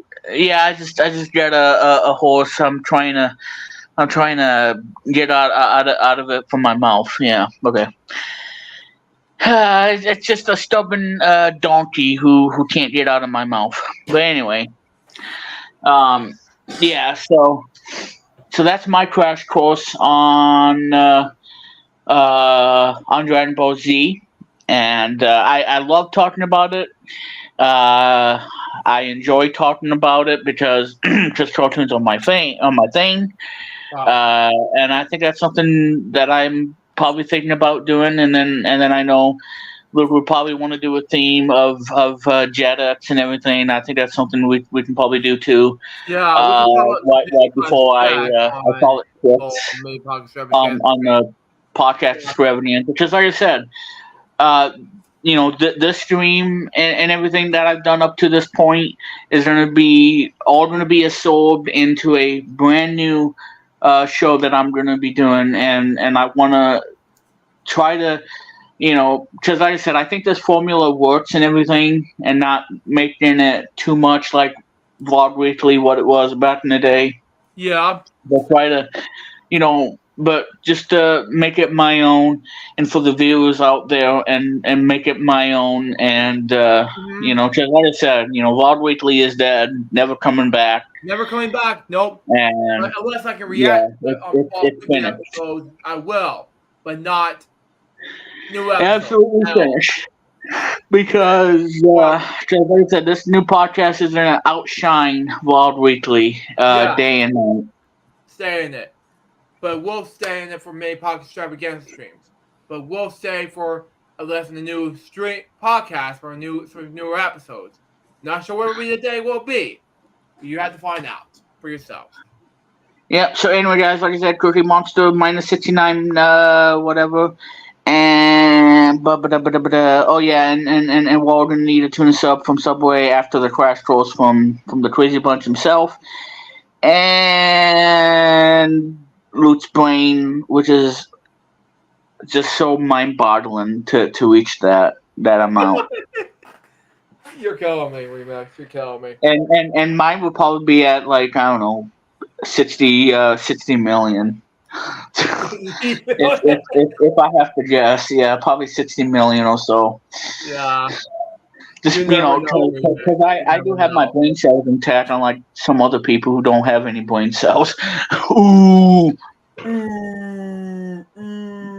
But yeah, that's the truth. All right. Well, anyway, enough of this nonsense, ladies and gentlemen. Because, ladies and gentlemen, and I know Chris is excited about this. Yes, I am. Wait, what? I don't want Wisdom Tree. Oh, Wisdom Tree. Yeah. Oh my God. It's Wonder Tree. Well, like I said, Call of Dreams did change its name, not once but twice. So yeah. Okay, so I guess we're gonna. Okay, well, whatever. Yeah. So, anyway, ladies and gentlemen, tonight's theme is not about Wisdom Tree, even though they made some games and whatnot. Yeah. But the real meat and potatoes of the stream tonight is all about the company Color Dreams and its 35th anniversary this year in 2023. They were founded in 1988, 35 years ago, and they are a private company headquartered in the United States. Mm-hmm. And it was one of the first companies to work around the Nintendo's lockout chip technology for the NES. Mm-hmm. And then they changed its focus to Christian Games in 1990, changing its name to Ismtree. Because like I said, Come on. they changed 2 times, between 1988 and 1991. Yeah. So we'll get to that. So the Yeah. company was based Yes. in Bray, California, and it was started by Daniel Alton, a self-educated computer programmer and vocal opponent of the Nintendo's licensing policy. Founded in 1988, Color Dreams is one of the largest producers of unlicensed games for the NES, and due to pressure from Nintendo, they faced many difficulties getting retailers to stock its games. Although they didn't violate no laws opting out of the licensing system with its workaround, uh, the Nintendo was displeased that it was receiving no revenues from the games that they made, and they wanted to prevent other companies from following that suit. Yes. Tengen, because Tengen really started it first, and then the other ones too. Like American Video Entertainment or American Game Cartridges, as it was, because they made some unlicensed games too. My pardon. It's okay. Somebody get Febreze. For Mr. Here we Jefferson. go again. Yeah, it's like Luke needs Febreze. Obviously. Anyways, so with the fault joke aside from Mr. Jeffers, anyway, Nintendo was displeased, receiving no revenue. And Nintendo began to threaten to cease selling games to retailers that sold unlicensed NES games, because retailers could not afford to stop doing business with them. Unlicensed companies were at a disadvantage. So yeah, it was really it must have been really difficult too. Wow. College Dreams had great difficulty getting access to the retail market, and decided to work outside of the mainstream NES distribution channels. Many of their games were reported to have problems getting the wand properly, requiring instructions on the cartridge, and were criticized for the lack of quality in gameplay. Well, like I said, there were some games that were really good, and some games were just absolutely trash. So the problem with one of the Color Dream games is the physical changes in later models on the NES. And the employee, Vance Kozik, best known as the programmer for the game that I played, Menace Beach, recalled having customers who called Color Dreams read off the serial number. Okay, yeah, so they can send a cartridge that will work. So the quality issues of the games in part due to reverse engineering, and they had to develop unlicensed games, which forced the company's programmers to work with stricter limitations, such as fewer sprites. So Color Dreams really, really had a really rough time, getting the games and whatnot, because Nintendo just didn't like that. So 1990 came around, and they began considering producing games with biblical themes. They saw that there was a market for it, and the stores would be most interested in selling them. Were likely not to sell video games at all, and not vulnerable to pressure. So of course, Color Dreams changed its name to Wisdom Tree. Which made the games and whatnot, and let's see. No one knew it was going to take off, but it took off like crazy. Despite producing games for the NES without any official approval, Nintendo never threatened any legal action against Wisdom Tree, as the company probably feared from public relations backlash from parents and other stuff. Color Dreams also published games under the Bunch Games label, so that was the second one after Color Dreams, and then renamed itself the Bunch Games. Okay. And in 1996, Starduck Technologies, a division of Color Dreams, started selling digital security cameras. So we went from a video game company to now selling digital security cameras in 1996. Yep. That is so weird. Oh my golly, yeah. And look at the step out. Well, that's okay. So, yeah, what do you think about that? Going from video games to doing a video security system? That's kind of weird, isn't it? My golly. Yeah, crazy turn of events. Stunning turn of events, yes. So, I believe the last game they made on the NES by Wisdom Tree was a game called Sunday Fun Day that came out in 1995. Yep, definitely. It was a conversion to the Color Dreams game that I played, Menace Beach. It's the last commercial NES release in the United States, so 1995 is when that game came out, Sunday Fun Day. And again, it's kind of like Menace Beach, in a way. I can't really describe it. Yeah. Oh yeah, that game. Yeah, I don't want to talk about that game. Oh, that's nasty. Wait, what? Yeah. Okay, I'm back, guys. Sorry, My God, I was just jaw dropped because they're coming out with a Simpsons movie 2, and that is nasty. Year. I'm like, jeez. But we're not going to go over the mention that in the stream. But and yes, I'm getting war during that time frame. But as we're going on this whole thing, you said something about the whole video games to what now? That's kind of nasty. I don't want to talk about that game either. That's really nasty. Yeah, Mother Christ, yeah. Well, I was saying, Luke, they went from making video games to video security cameras in '96.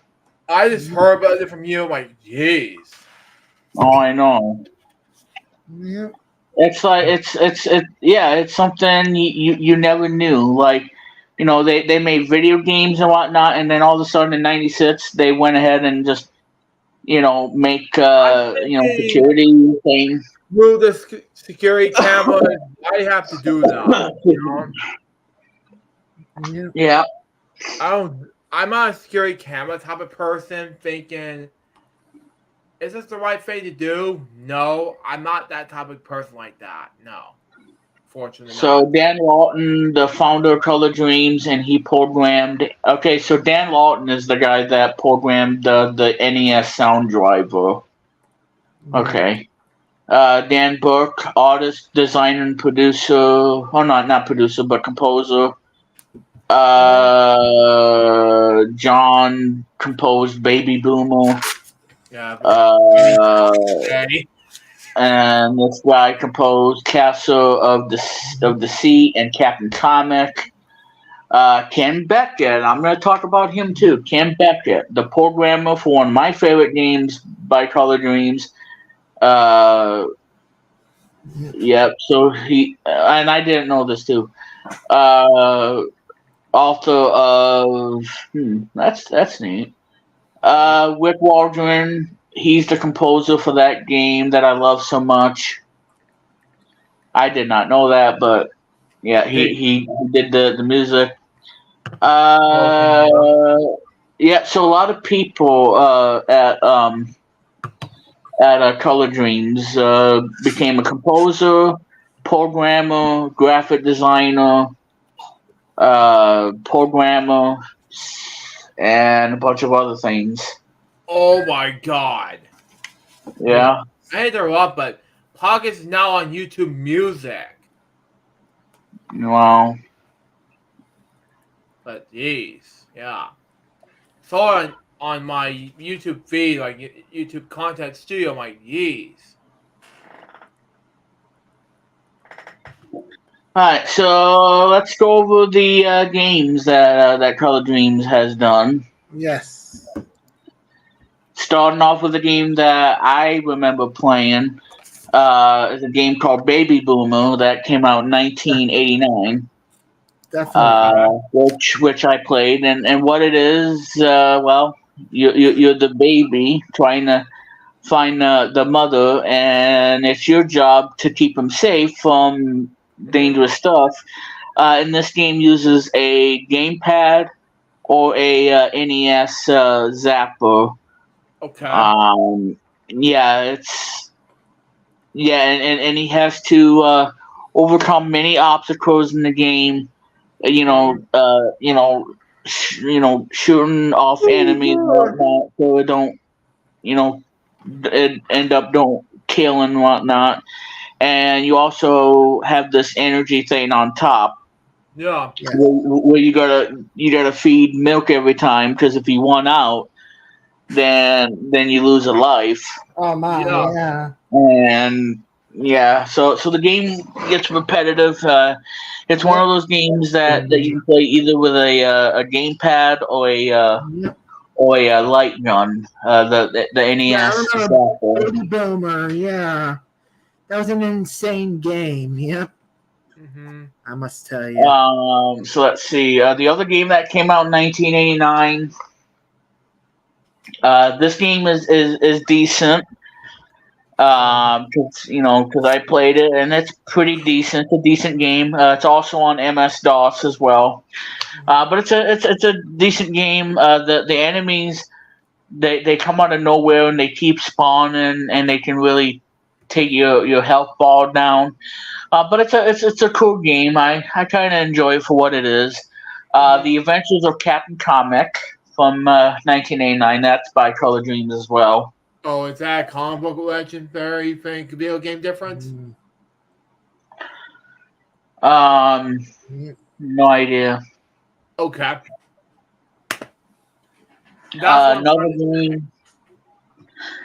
Another game I think from '89. Yeah, Captain Comic from '89. Yeah, I think Wait 2020 came out in '89 too. That's another game I remember. And now the games that I really enjoy from Color Dreams. So like I said, I know that some of these games are absolute trash because of bad controls, bad design. Yeah, I mean, every Color Dreams game that you play does have bad controls, and the design is just absolutely like garbage and whatnot. But I would say that these three games are like a really, I think they're probably the most playable, and I really like these three games. So, and if everybody says that these three games are trash, well, more power to you. But for me, this really stands a test of time of the 35 years that this company has been around. So another game that I really, really enjoy that came out in 1989, and this was the only Color Dreams game I've ever had in my hometown. I think I got it from a video rental store, and I wanted to keep it so much as I loved the game, and I hid it from everybody because I wanted to keep this game, and I'm glad I did because you can't really find it anymore unless if you want to spend like $2,000 for a brand new copy of the game. But this game is my favorite game. Now, it's not a perfect game by any means, but this is a game that really stands the test of time of why I like this game so much, and it's a childhood favorite of mine. And if you like Boulder Dash on the NES, then I think that this game is a no-brainer, because this game, it's fun in unique ways. Challenging puzzle levels that you get to. The one thing I really don't like about the game is that when you get past level 50, and then you're halfway there, and then you get to level 51, then everything goes backwards. Yeah. From it's like level 1 to 50 all over again, but it's kind of mirrored reverse, and that means shortened time limit, and you can't, and like I said, the exit door is random, so when you collect that last gem, uh, it flashes to let you know that a secret exit door is in the thing, and your job is to find it within the time limit. And I know that level 51 to 99 is, because like I said, this game is pretty lengthy too. Mm-hmm. Because you get past level 1, and then when you finally done with level 50, take a break from playing all 50 levels, and then you get to do it again, kind of mirror and doing it reverse. And that, to me, because like I said, Color Dreams is always known for rehashing levels, or just instead of coming up with new levels, they just take the 50 levels. So it's like copy and paste. It's like, okay, well, here's level 1 and 50, and then when you get done, you do it again on 51 to 100, and this time it's all backwards, and the timer gets reduced and whatnot. And there's one level in between, level 95, where you only have 30 seconds to get all the crystals and then find the exit. So there's one level in the game that you get only 30 seconds Only to 30 clear seconds. that level. Yeah, Okay. and that's level 95. But despite of the flaws of this game, I like this game. This is a childhood favorite of mine. And if you haven't played this game by Color Dreams, oh my God, it's a gem, and this is something that's gonna stay in my memory for a lifetime, because I treasure this game. And it's easy to control, and you're this little robot trying to collect enough crystals, to buy yourself the luxury moon when you get past level 100. So really, all you have to do is collect enough crystals to pretty much buy the moon, Wow. and that's your ending. I think I lied. Excuse me. Why I said to my And parents. it's a really awesome game, and it's definitely a game that I enjoy playing. So the game I'm talking about, ladies and gentlemen, is the game called Crystal Mines from 1989, and this is my favorite Color Dreams game. It's one of the 3 favorite Color Dreams game. And this is a game that I know that the music can get a bit repetitive, but the music is so iconic too. Wow. And it's a childhood memory of mine too. Hearing that level of music every time, and yeah, it does get quite annoying and everything. Ooh. But I know, and I know what you said annoying, but I'm just looking at you called Cornelius on the Funko Pop, but it's cost a lot of money to say. But ooh, that's why I was my first reaction like that. But right. Anyway, continue what you're saying. But yeah, this game is awesome, and like I said, not all Call of Duty games are kind of bad. Well, yeah, I mean, there's a lot that's bad, but some of them can be playable. And I think Crystal Mines is a playable game, and it controls well. And you're this robot, watching out for creatures. Watching out for fallen boulders, because if a boulder comes down, and if you're not paying attention, you actually get crushed by a fallen boulder, and you'll be blaming yourself because you let that fallen boulder come down and crash on you and destroy the wall boss. So you gotta be really careful of fallen boulders, because if a boulder hits you, yeah, you crumble into pieces and you die. And you die. And another thing you got to watch out for is that stupid lava, because the lava, if a lava touches an explosive boulder and whatnot, then yeah, it like level 36 and 86, for example, you got this whole lava right there, and one by one it just goes on a chain reaction of explosion, and you have to be really careful that you're not in too close of the range where it's gonna explode. Because if you in that lava, it's gonna explode in your face, and without you putting a TNT on it. If you're close to that lava and you at a explosive boulder and it blows up, yeah, prepare for the worst, and you cannot get out in time. So yeah, that's one of the things too. So the lava is really dangerous in crystal mines, because again, if that lava hits a TNT or one of those explosive boulders, and you right near one, yeah, it'll be you'd be exploding in your face if you're not careful.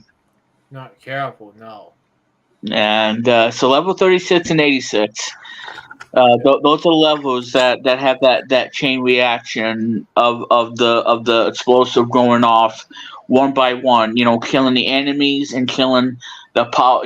Destroying the power ups and whatnot, because you need the power ups to for you to not hit the explosive and whatnot. Because you get three of them in that level. You get the creature protection that protects you from creatures so you don't get hit. That little blue thing that protects you from being blown up. In this case, putting a TNT right next to you, and you won't explode. So you get that protection, and you also get that other one, which gives you protection to walk over mud and lava. But you got to be really careful though, because if you lose the blue icon that protects you from blowing up, when that power up goes away and it starts flashing, you gotta be really careful, because if one of them goes away and it vanishes, and if you're not careful, then yeah, you could accidentally shoot the thing and end up blowing up on yourself, and that has happened to me a lot when playing this game. Like, I'm just sitting there,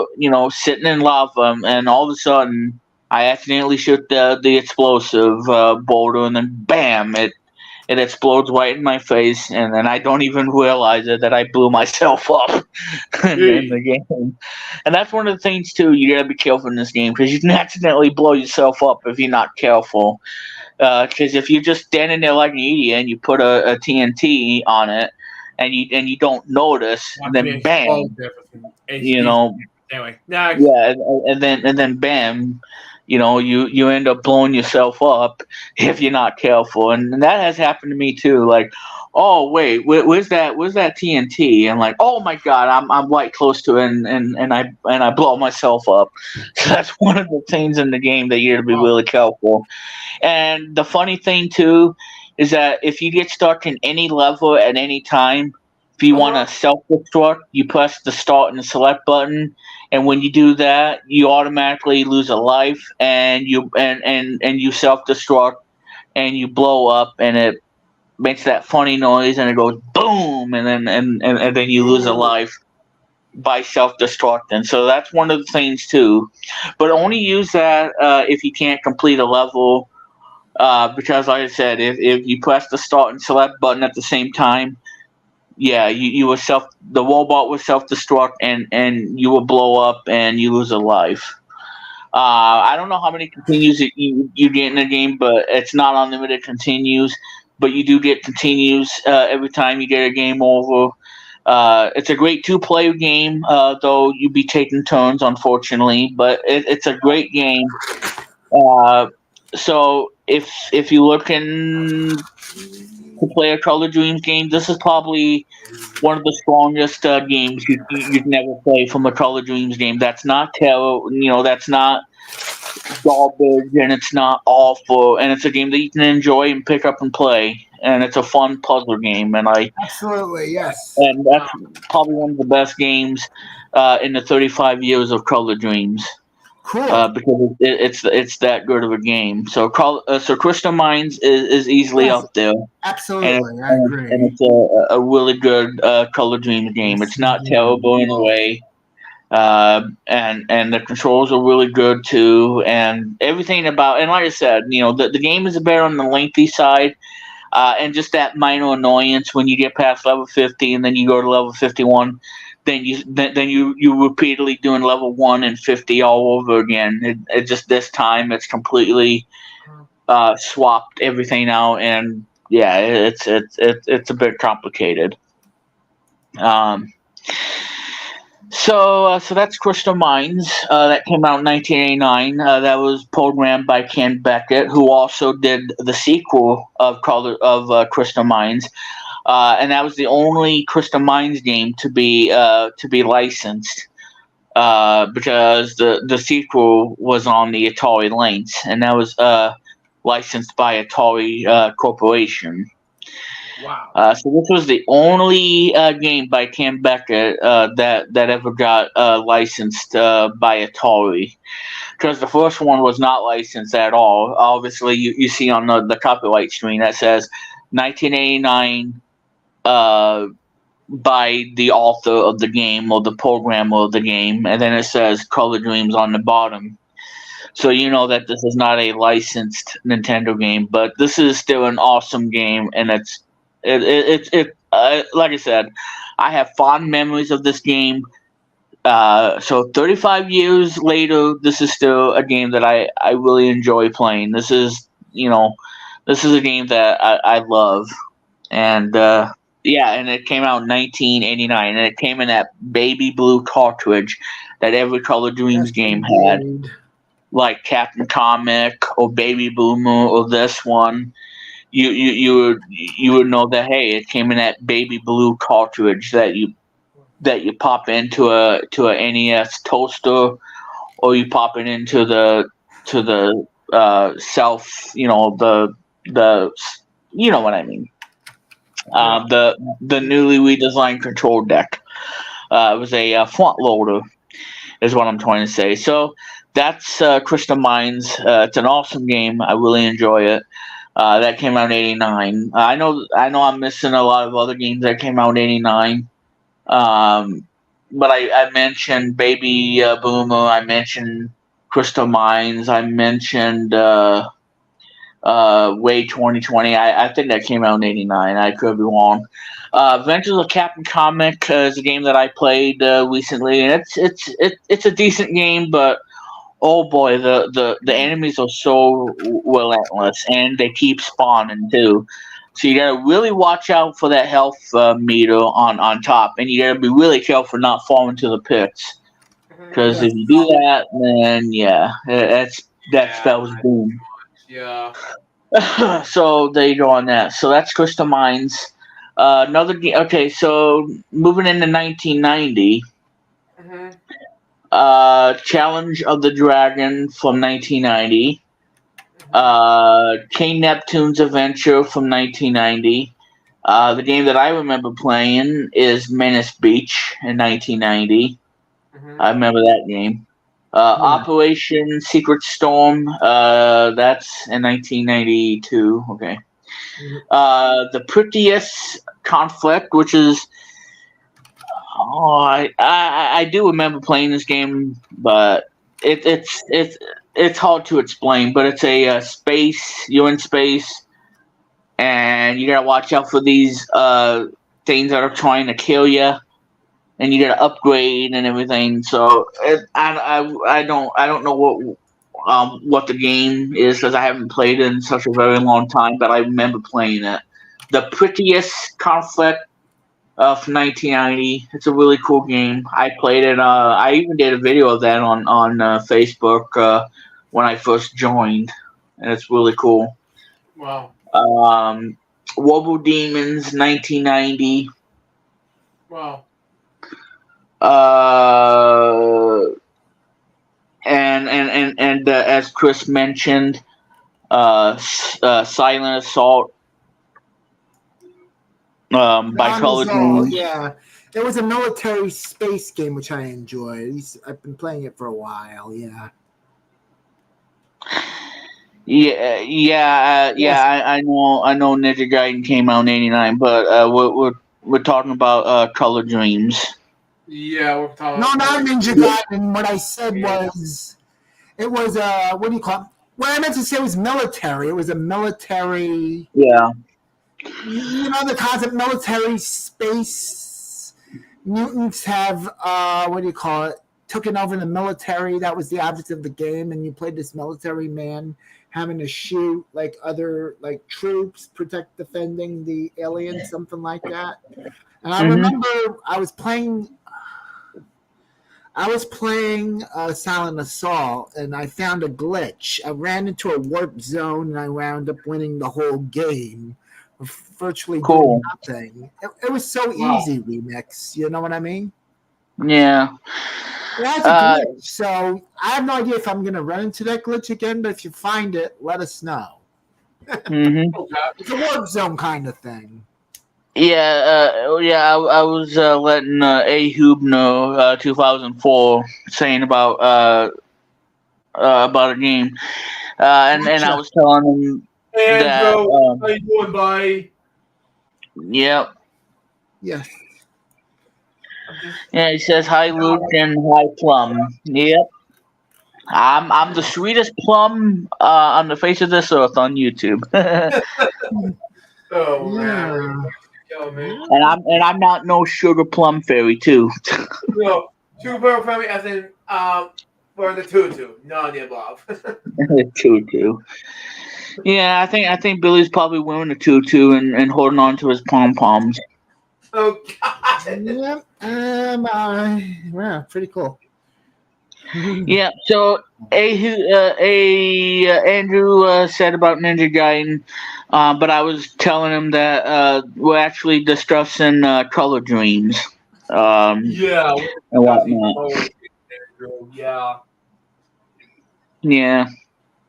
And I mean, for some people out there who don't know about Color Dreams, I mean, it's really kind of fascinating, with the unlicensed games and whatnot. I must tell you. Yeah, definitely. To let you know. So anyway, yeah, I remember. I think I remember King Neptune's Adventure. I think I remember that. Yeah. Wait 2020. I played that. Captain Comic played that one. Wobo Demons. I think I played that one. And a game that I really enjoy playing. This came out in 1990. This is a game that I've beaten a lot of times. And this game has about, I want to say 9 stages in the game. 8-2 being the final level in the game. And what it is you're this guy, and your job is to terminate and to destroy all the bugs in the game. And how you progress through a level is each level has pests you have to kill, the bugs you have to kill in the game, and you're this character just hitting it with a mallet and whatnot. And your job is to destroy every bug that's in the level. Wow. And the music kicks in and everything, and you're this guy, terminating all the pests and everything. And your job is to kill all the bugs to move on to the next level. And there's some rehashed levels in the game from like level 2 and level 3 and whatnot. And then you get into some new levels thrown in. This game is really short. It's about 9 stages total. 8-2 being the last one.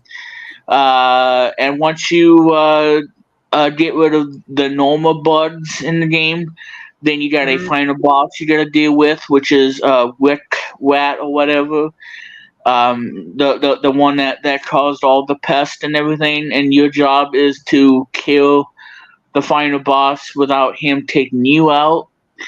And you gotta time it just right and keep hitting him with that mallet till he goes down, and you end up winning the game. And I've beaten this game a lot.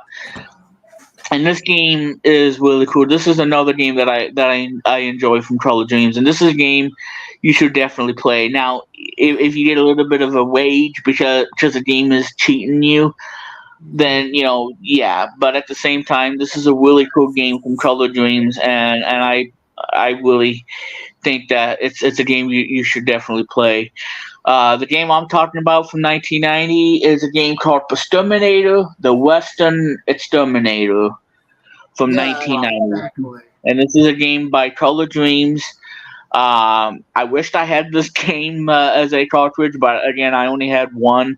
But yeah, I really like Exterminator, the Western Exterminator from 1990. It's a good game, and it controls, pretty decently. And that music that you know and love of a Color Dreams game kicks in, and throughout the entire game you hear that song over and over again throughout each of the stage. And like I said, I've beaten this game a lot, and like I said, the game can be beaten like, I don't know, between 30 to 55 minutes, give or take. And yes, the game's not that long. It's about 9 stages and everything, but this is a really cool game, and I really enjoy it. You are it, yeah. So that's for Terminator. Mhm. And I think another game that came out in 1990, and they're not even listing it on here. I don't know why. I don't know why either. Because I think it came out in 1990. And they don't have it listed on here. Shame on you. Shame on you, Yeah, definitely. Let's see. Let me see. Hang on. I think this is the game. Yep. Yep. Okay, so this game came out in 19. Oh my god. Yeah, now I'm trying to figure this out here on this game. Joking. Yeah, it's like we need your help trying to find a clue. No, you're not. Yeah, and the clues are a year, a game, and I don't know what the third clue is. I don't know. Next. Yeah, the third and final clue is seeing a bunch of sevens. I don't know. Yeah. And a bunch of fallen rainbows. I don't know. The silent assault. No. Yeah. That was a lot of clues. And this game came out in 1989. Okay, so I missed one game. Anyway, next. Okay, so this game is developed by Joy Van and published by Color Dreams. Okay, so this is another game that came out in 1989. Let me look at the images. Okay. 1989. It says on Game Facts. Yep, that's what it looks like. I played this one too. The images. And this game is from 1989. Okay, so I forgot one more game that came out in 1989 by Color Dreams. This is a really good game too. If you like space shooters, then this is a game you should play. And I played this game, and this game's really, really cool. Haven't beaten it, but this is a really cool game. By Color Dreams, and of course Joy Van. I think they also did Silent Assault as well. Yeah. But anyway, this game is a really cool game called Meta Fighter.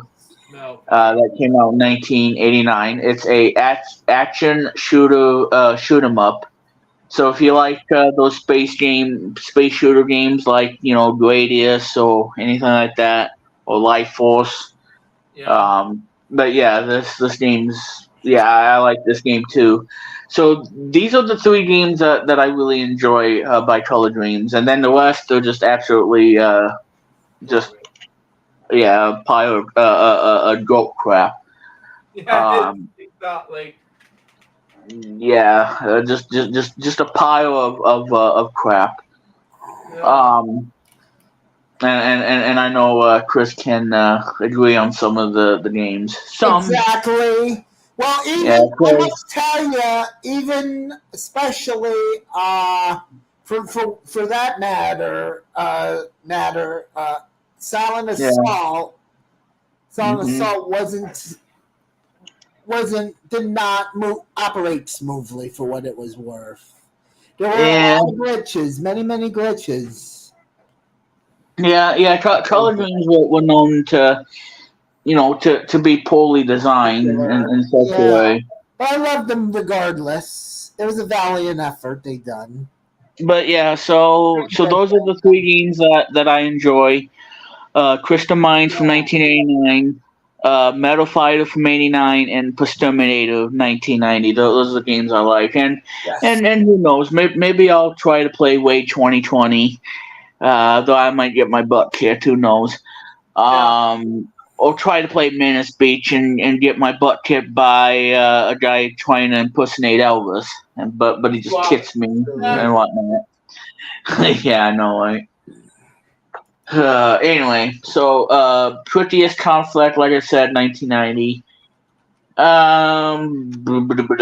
And let's see, Secret Scout and the Temple Demise from 1991. I've seen that game. I don't think I want to play that game. That game's awful. Uh, Exterminator, really good game.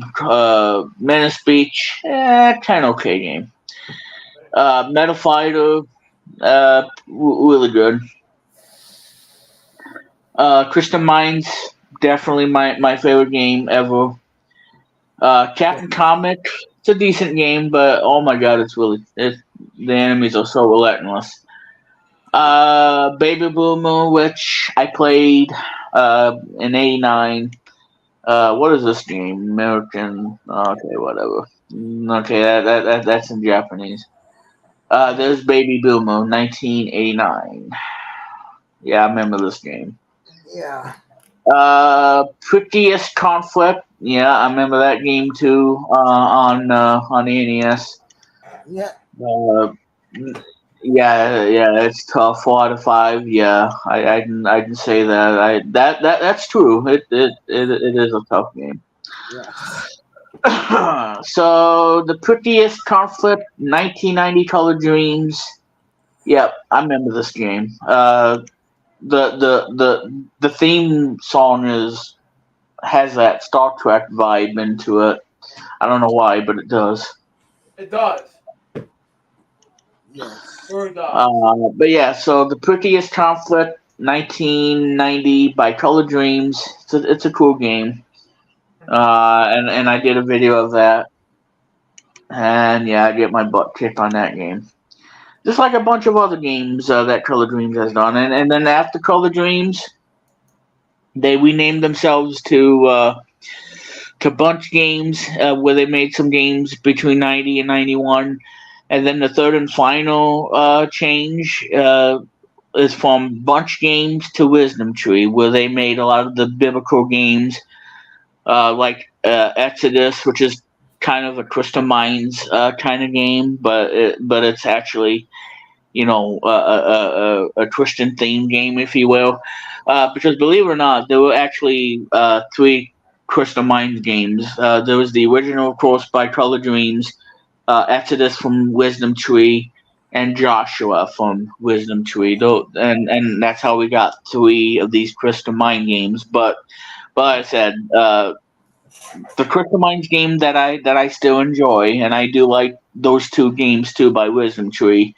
I still like that Crystal Mines game because it's really good. It's a really good game.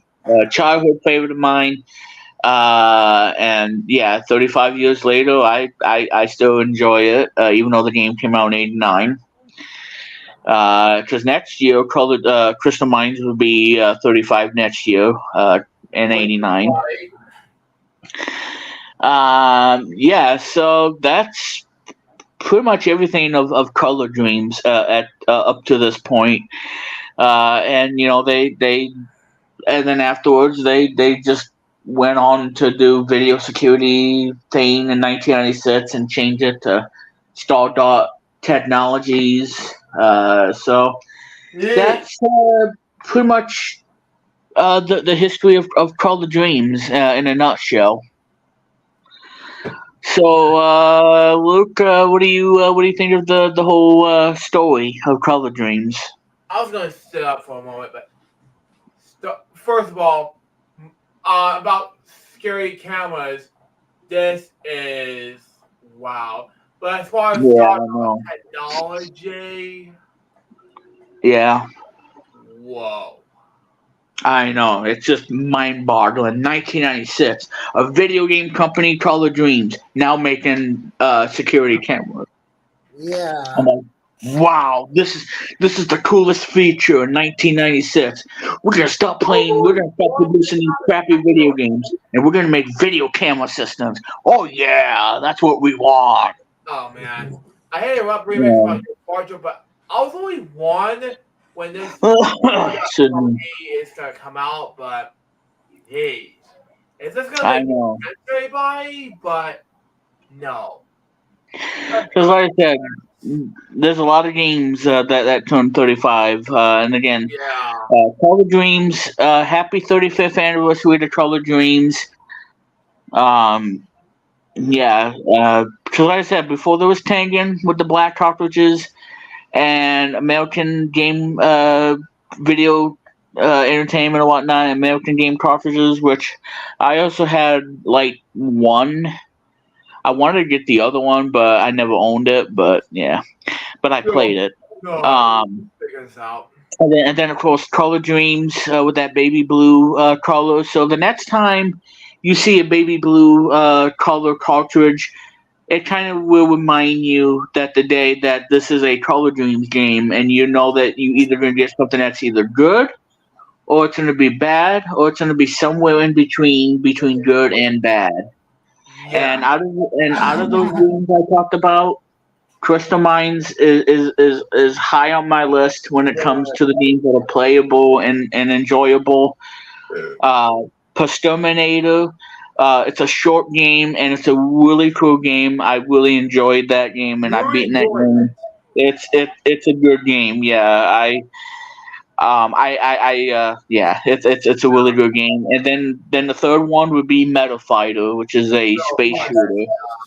So if you like those kinds of space shooters, I think you will enjoy Meta Fighter. And like Chris said, check out Silent Assault because I remember playing that game and I don't know, that game didn't make any sense to me, but I did play that. Yeah, you enjoy them. Yeah.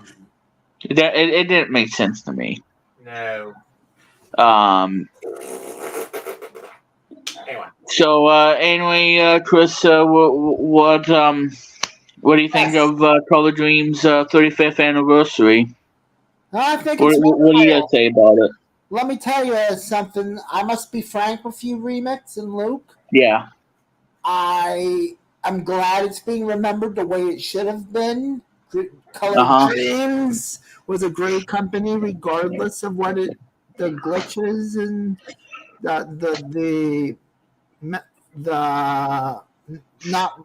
the game's not running the correct way sometimes. I still enjoy them.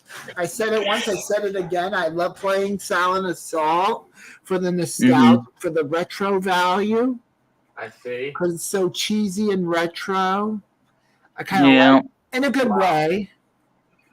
I also like Exodus. So that was a very good game. I used to play Exodus a few times also as well. Yeah, and I did forget the one other game that I think it was a cool game. It's by Wisdom Tree, Bible Buffet. That was good too. I have to try that again, but yeah. What it is, it's a party game, and you spin the wheel, and you win this board, and in order to claim that spot or claim the space, you have to go for the game and beat a level, and then that way you can then you can keep that spot. Yeah, it's a party game mixed to a adventure kind of game where you're running around shooting and whatnot, and being careful of not getting hit by the enemies. It's a really cool game. It's a mix between party game, trivia, Very and nice. in the action kind of game. It's cool. I played it. It's really neat. I mean, I have to go before I go to Chris in this one, but I have to say one game from Wisdom Tree, and I don't remember it on Wisdom Tree at all, but I remember it on the DS when I got it. It's Noah's Ark. Oh yeah. Oh, yeah. I know they did a Super Nintendo of that game, and No, they did that was the only one. The Super Noah's Ark 3D or whatever. Yeah. Talk about weird. Oh, weird. Yeah. Yeah. It's like you're Moses and you see nothing more but a bunch of goats laying around. Like what? I'm like, what is this? What am I playing here?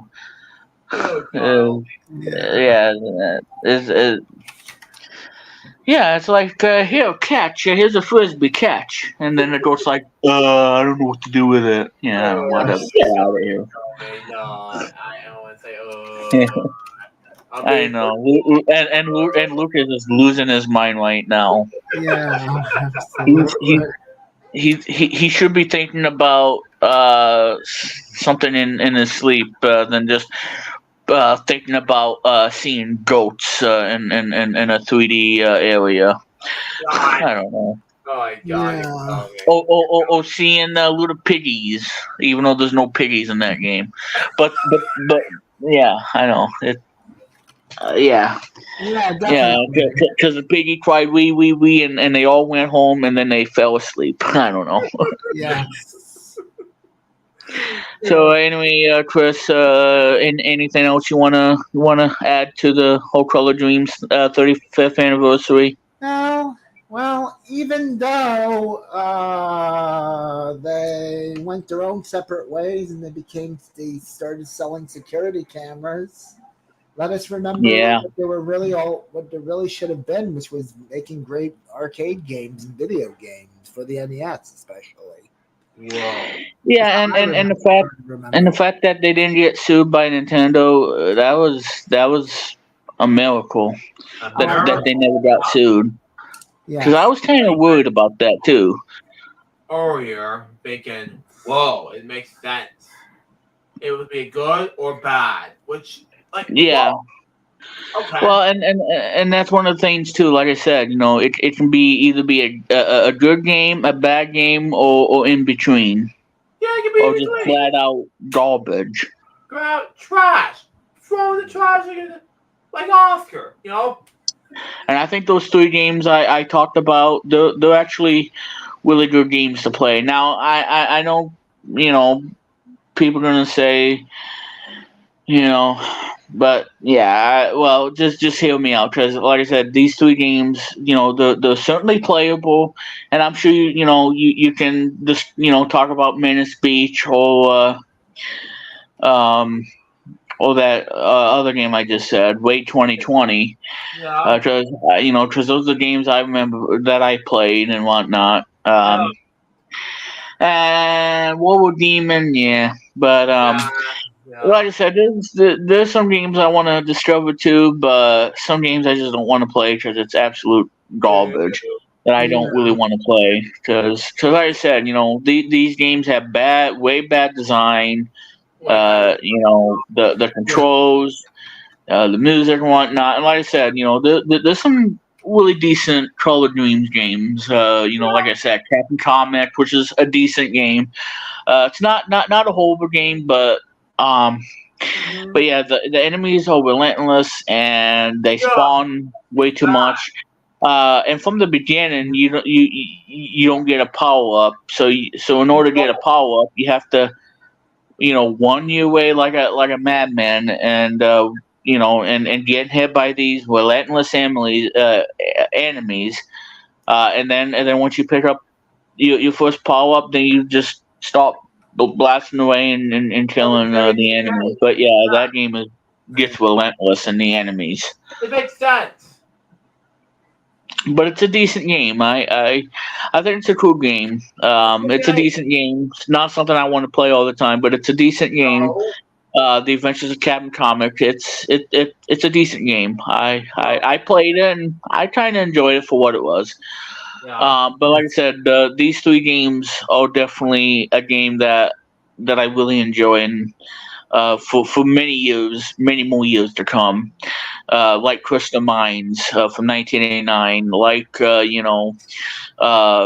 Metal Fighter from 1989, or Exterminator from 1990. These are the three games that I consider to be playable and really cool games to play. And like I said, some of these games have major issues over the other, like Crystal Mines. Like I said, when you get past level 50 and then you do level 51, then you do it all over again. It's just swapped backwards from 51 to 100, and then after you get done doing level 100, then you have enough crystals to buy the luxury moon, and the game ends and it gives you the final score on top, letting you know what your final score is. And that's the end of the game. So yeah, and the game's pretty lengthy too. But I do have tons of memories of this game and why it's gonna be stand the test of time. Why this is my favorite Color Dreams game. Yeah. And it's gonna have a special place in my heart for the game and why I enjoy it. Yeah. And of course Metal Fighter, like I said, and Exterminator. But anyway, so that's Color Dreams in a nutshell. And so the three of us, we just want to say happy 35th anniversary to Color Dreams.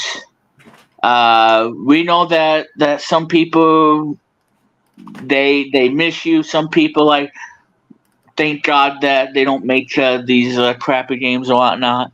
But like I said, there's some good games out there. You just gotta. Because like I said, Crystal Mines is a really great game. Exterminator is a really great game too, and then Metal Fighter, and of course, there's some decent games too. Like I said, Captain Comet, Menace Beach, Prettiest Conflict, Way 2020. Yeah, Way 2020. Yeah, it's a holiday. And some other games. So it's not gonna be. And the other games are trash. Yeah, the other games are trash. Yeah. Yep. Yep, trash games that I'll never play. Yeah. Yeah. Exactly. So. Nope. Nuh-uh. Good. Yep. Nope. Good. So, anyway, guys, with that being said, yep. So, with that being said, ladies and gentlemen, that's gonna be it for tonight's BPT's mini podcast extravaganza for September 24th, 2023, and so September 24th, and yes, I did add the thing on the bottom because I kind of forgot, like an hour, like I have Alzheimer's. Like, oh, we met. You gotta add the little kicker thing on the bottom. Like, oh well, I forgot. Okay. Probably because I'm messing with Luke's brain at the moment. For him having over 90 million gazillion thing. Over Cookie Monster's brain level, which is minus 69. Whatever. God, you're killing me. And then Luke's brain is like 90. Whatever that is. Yeah, just like the double day obstacle course. Number 1, whatever that is. Number 2, the Agrocrad. Number 3, the slime. Yuck. Number 4, the Oil Spill. Yuck. Number 5, the hamster wheel. Yeah, okay. Number 6, the monkey balls. And number 7, number 8, I don't know what they are. Anyway, that's the obstacle course. Very good. I know. Every time that obstacle course shows up, the minute I start saying these obstacles from 1 to 8, you bust out laughing, Luke and Billy, every time. Yeah. Or whenever I do a one-answers edition of Jeopardy. You might be scared. Oh yeah, or whenever I'm coming. I type in a one answer, like in Jeopardy's one answer edition. I know you can't get enough of it. Or the trampoline bounce where you fall on your tushy. Oh my god. I know. It's hilarious. Or having pie in your pants, which is kind of nasty and gross. Or trying to stab that meatball with a fork in spaghetti shoot. I can't remake it, kill me. Or trying to catch the cake with your bare hands and cake catch. Yeah. Here we go. For some reason, but where is he? Oh, my mother. Or fall on your tushy in a trampoline bounce. Here we go. Where is he? I know. It's horrible. Or even worse, trying to beat putty golf. Oh god. The physical challenge putty golf, yeah. If you can beat that, then I salute you. Qualification. But yeah, Double Dose is a great game on the NES. I love that game so much. You want that game, yeah? Where is it? Yeah. Especially if it's trampoline bouncing, you fall on your tush. Yeah. And then you have to have surgery after. Yes, exactly. Yeah. And the next thing you know, you be sitting at the hospital crying in pain. Oh my god. I I can't find Jeff and Rex everywhere, so I'm not looking for it tonight. I know. And before I melt Luke's brain away, that's going to do it for this edition of BPT's mini podcast Extravaganza for tonight. Hope you guys enjoyed the stream for tonight. I must say, you're very kind for having me, Remix. It's great to do the stream and whatnot. Kicking back. Yeah. Before a new day begins tomorrow and everything. So it's nice to do the podcast stream. Yeah. Talk about things and busting Luke's butt every time. Can I? No offense, Luke. Yes, Chris, go ahead. You something, Remix. I want to thank you for having me. I must go for a little bit, but I'll speak to you after the show is over. I promise. After the show is done. That's fine, Chris. When you're done, when you're done, when you disconnect, I will call you back, Remix, and sure. I'll give you a call again, and because I need to get something to eat, and I hadn't eaten all day. I was busy at work. Yeah, that's fine. Yeah, because we're going to be wrapping up. Yeah, I had a very busy night, and with all the new shows we got coming soon in production, and I'm writing everything down on, I'll show you, yellow line paper, such as this, and I'm writing production notes down and everything, and I have some events to turn to, but you're fine. We hope to do another show one of these days soon. I should be here October 1st. I'll let you know what the plans are. Okay. And I hope I can. I'm serious. I hope I can bring something that's interesting to the table. Okay. Yes. That makes sense. And Luke, you're gonna love this, Luke. There it is. Like it. It's funny. But that should be a physical challenge right there for that. I'm sorry, I must go, but you have a very good night for now, and I will catch you folks later on, especially you, Remix. All right. Thanks, Chris, for being on the stream. You can check his YouTube channel out, Retro Media Vision, and of course listen to his album on Spotify and all that jazz. Mm-hmm. I thank you, and check out my other channels scattered throughout the internet. I'm not really I don't do social media, but I do chat with certain people on the internet. If you're kind, I'll chat with you if you're nice to me. Fine. Just remember to be kind to one another, as Remix says. Yeah, I can agree with him. Yeah. Well, enough from me. I will see you next time. You take care, and I'll be back with you remix pretty shortly. All right. Thank you so much once again. Indeed. All right. Well, anyway, ladies and gentlemen, you can subscribe to this good old YouTube channel that is BPT. Hit that subscribe button if you enjoyed what you see. And if you want to be notified for whenever I go live or do a new video, or whenever I try to bust Luke's butt and whatnot, you can do so by hitting that notification bell icon so you don't miss a thing whenever I go live or upload a new video and all that good stuff. As I'm at 222 subscribers, thank you everybody, and this means a lot to me. Doing this for 13 years, so thank you guys so much. And if you want to follow me, I'm all over the place, and I probably won't be on Twitter for that much longer because whenever they get rid of whenever it gets rid of the free option and whatnot, I probably won't be on Twitter because they're gonna So besides that, you can follow me on social media and whatnot. I'm all over the place, and all that stuff will be in the description below, and all that great stuff again. No, not Twitter, but Instagram, Threads. Yep. And so I want to thank Chris. Something like that, Right. So I want to thank Chris Kennedy for stopping by and being a great sport, helping out and talking about College Dreams 35th anniversary. And I know that I bust Luke and Chris Kennedy's butt tonight because they needed a great laughter, because it's either that or just I don't know, going to a swimming pool and seeing Ernie and Cookie Monster in the same bathtub. Anyway. That was my idea. Anyway, I digress. SpongeBob references. I digress.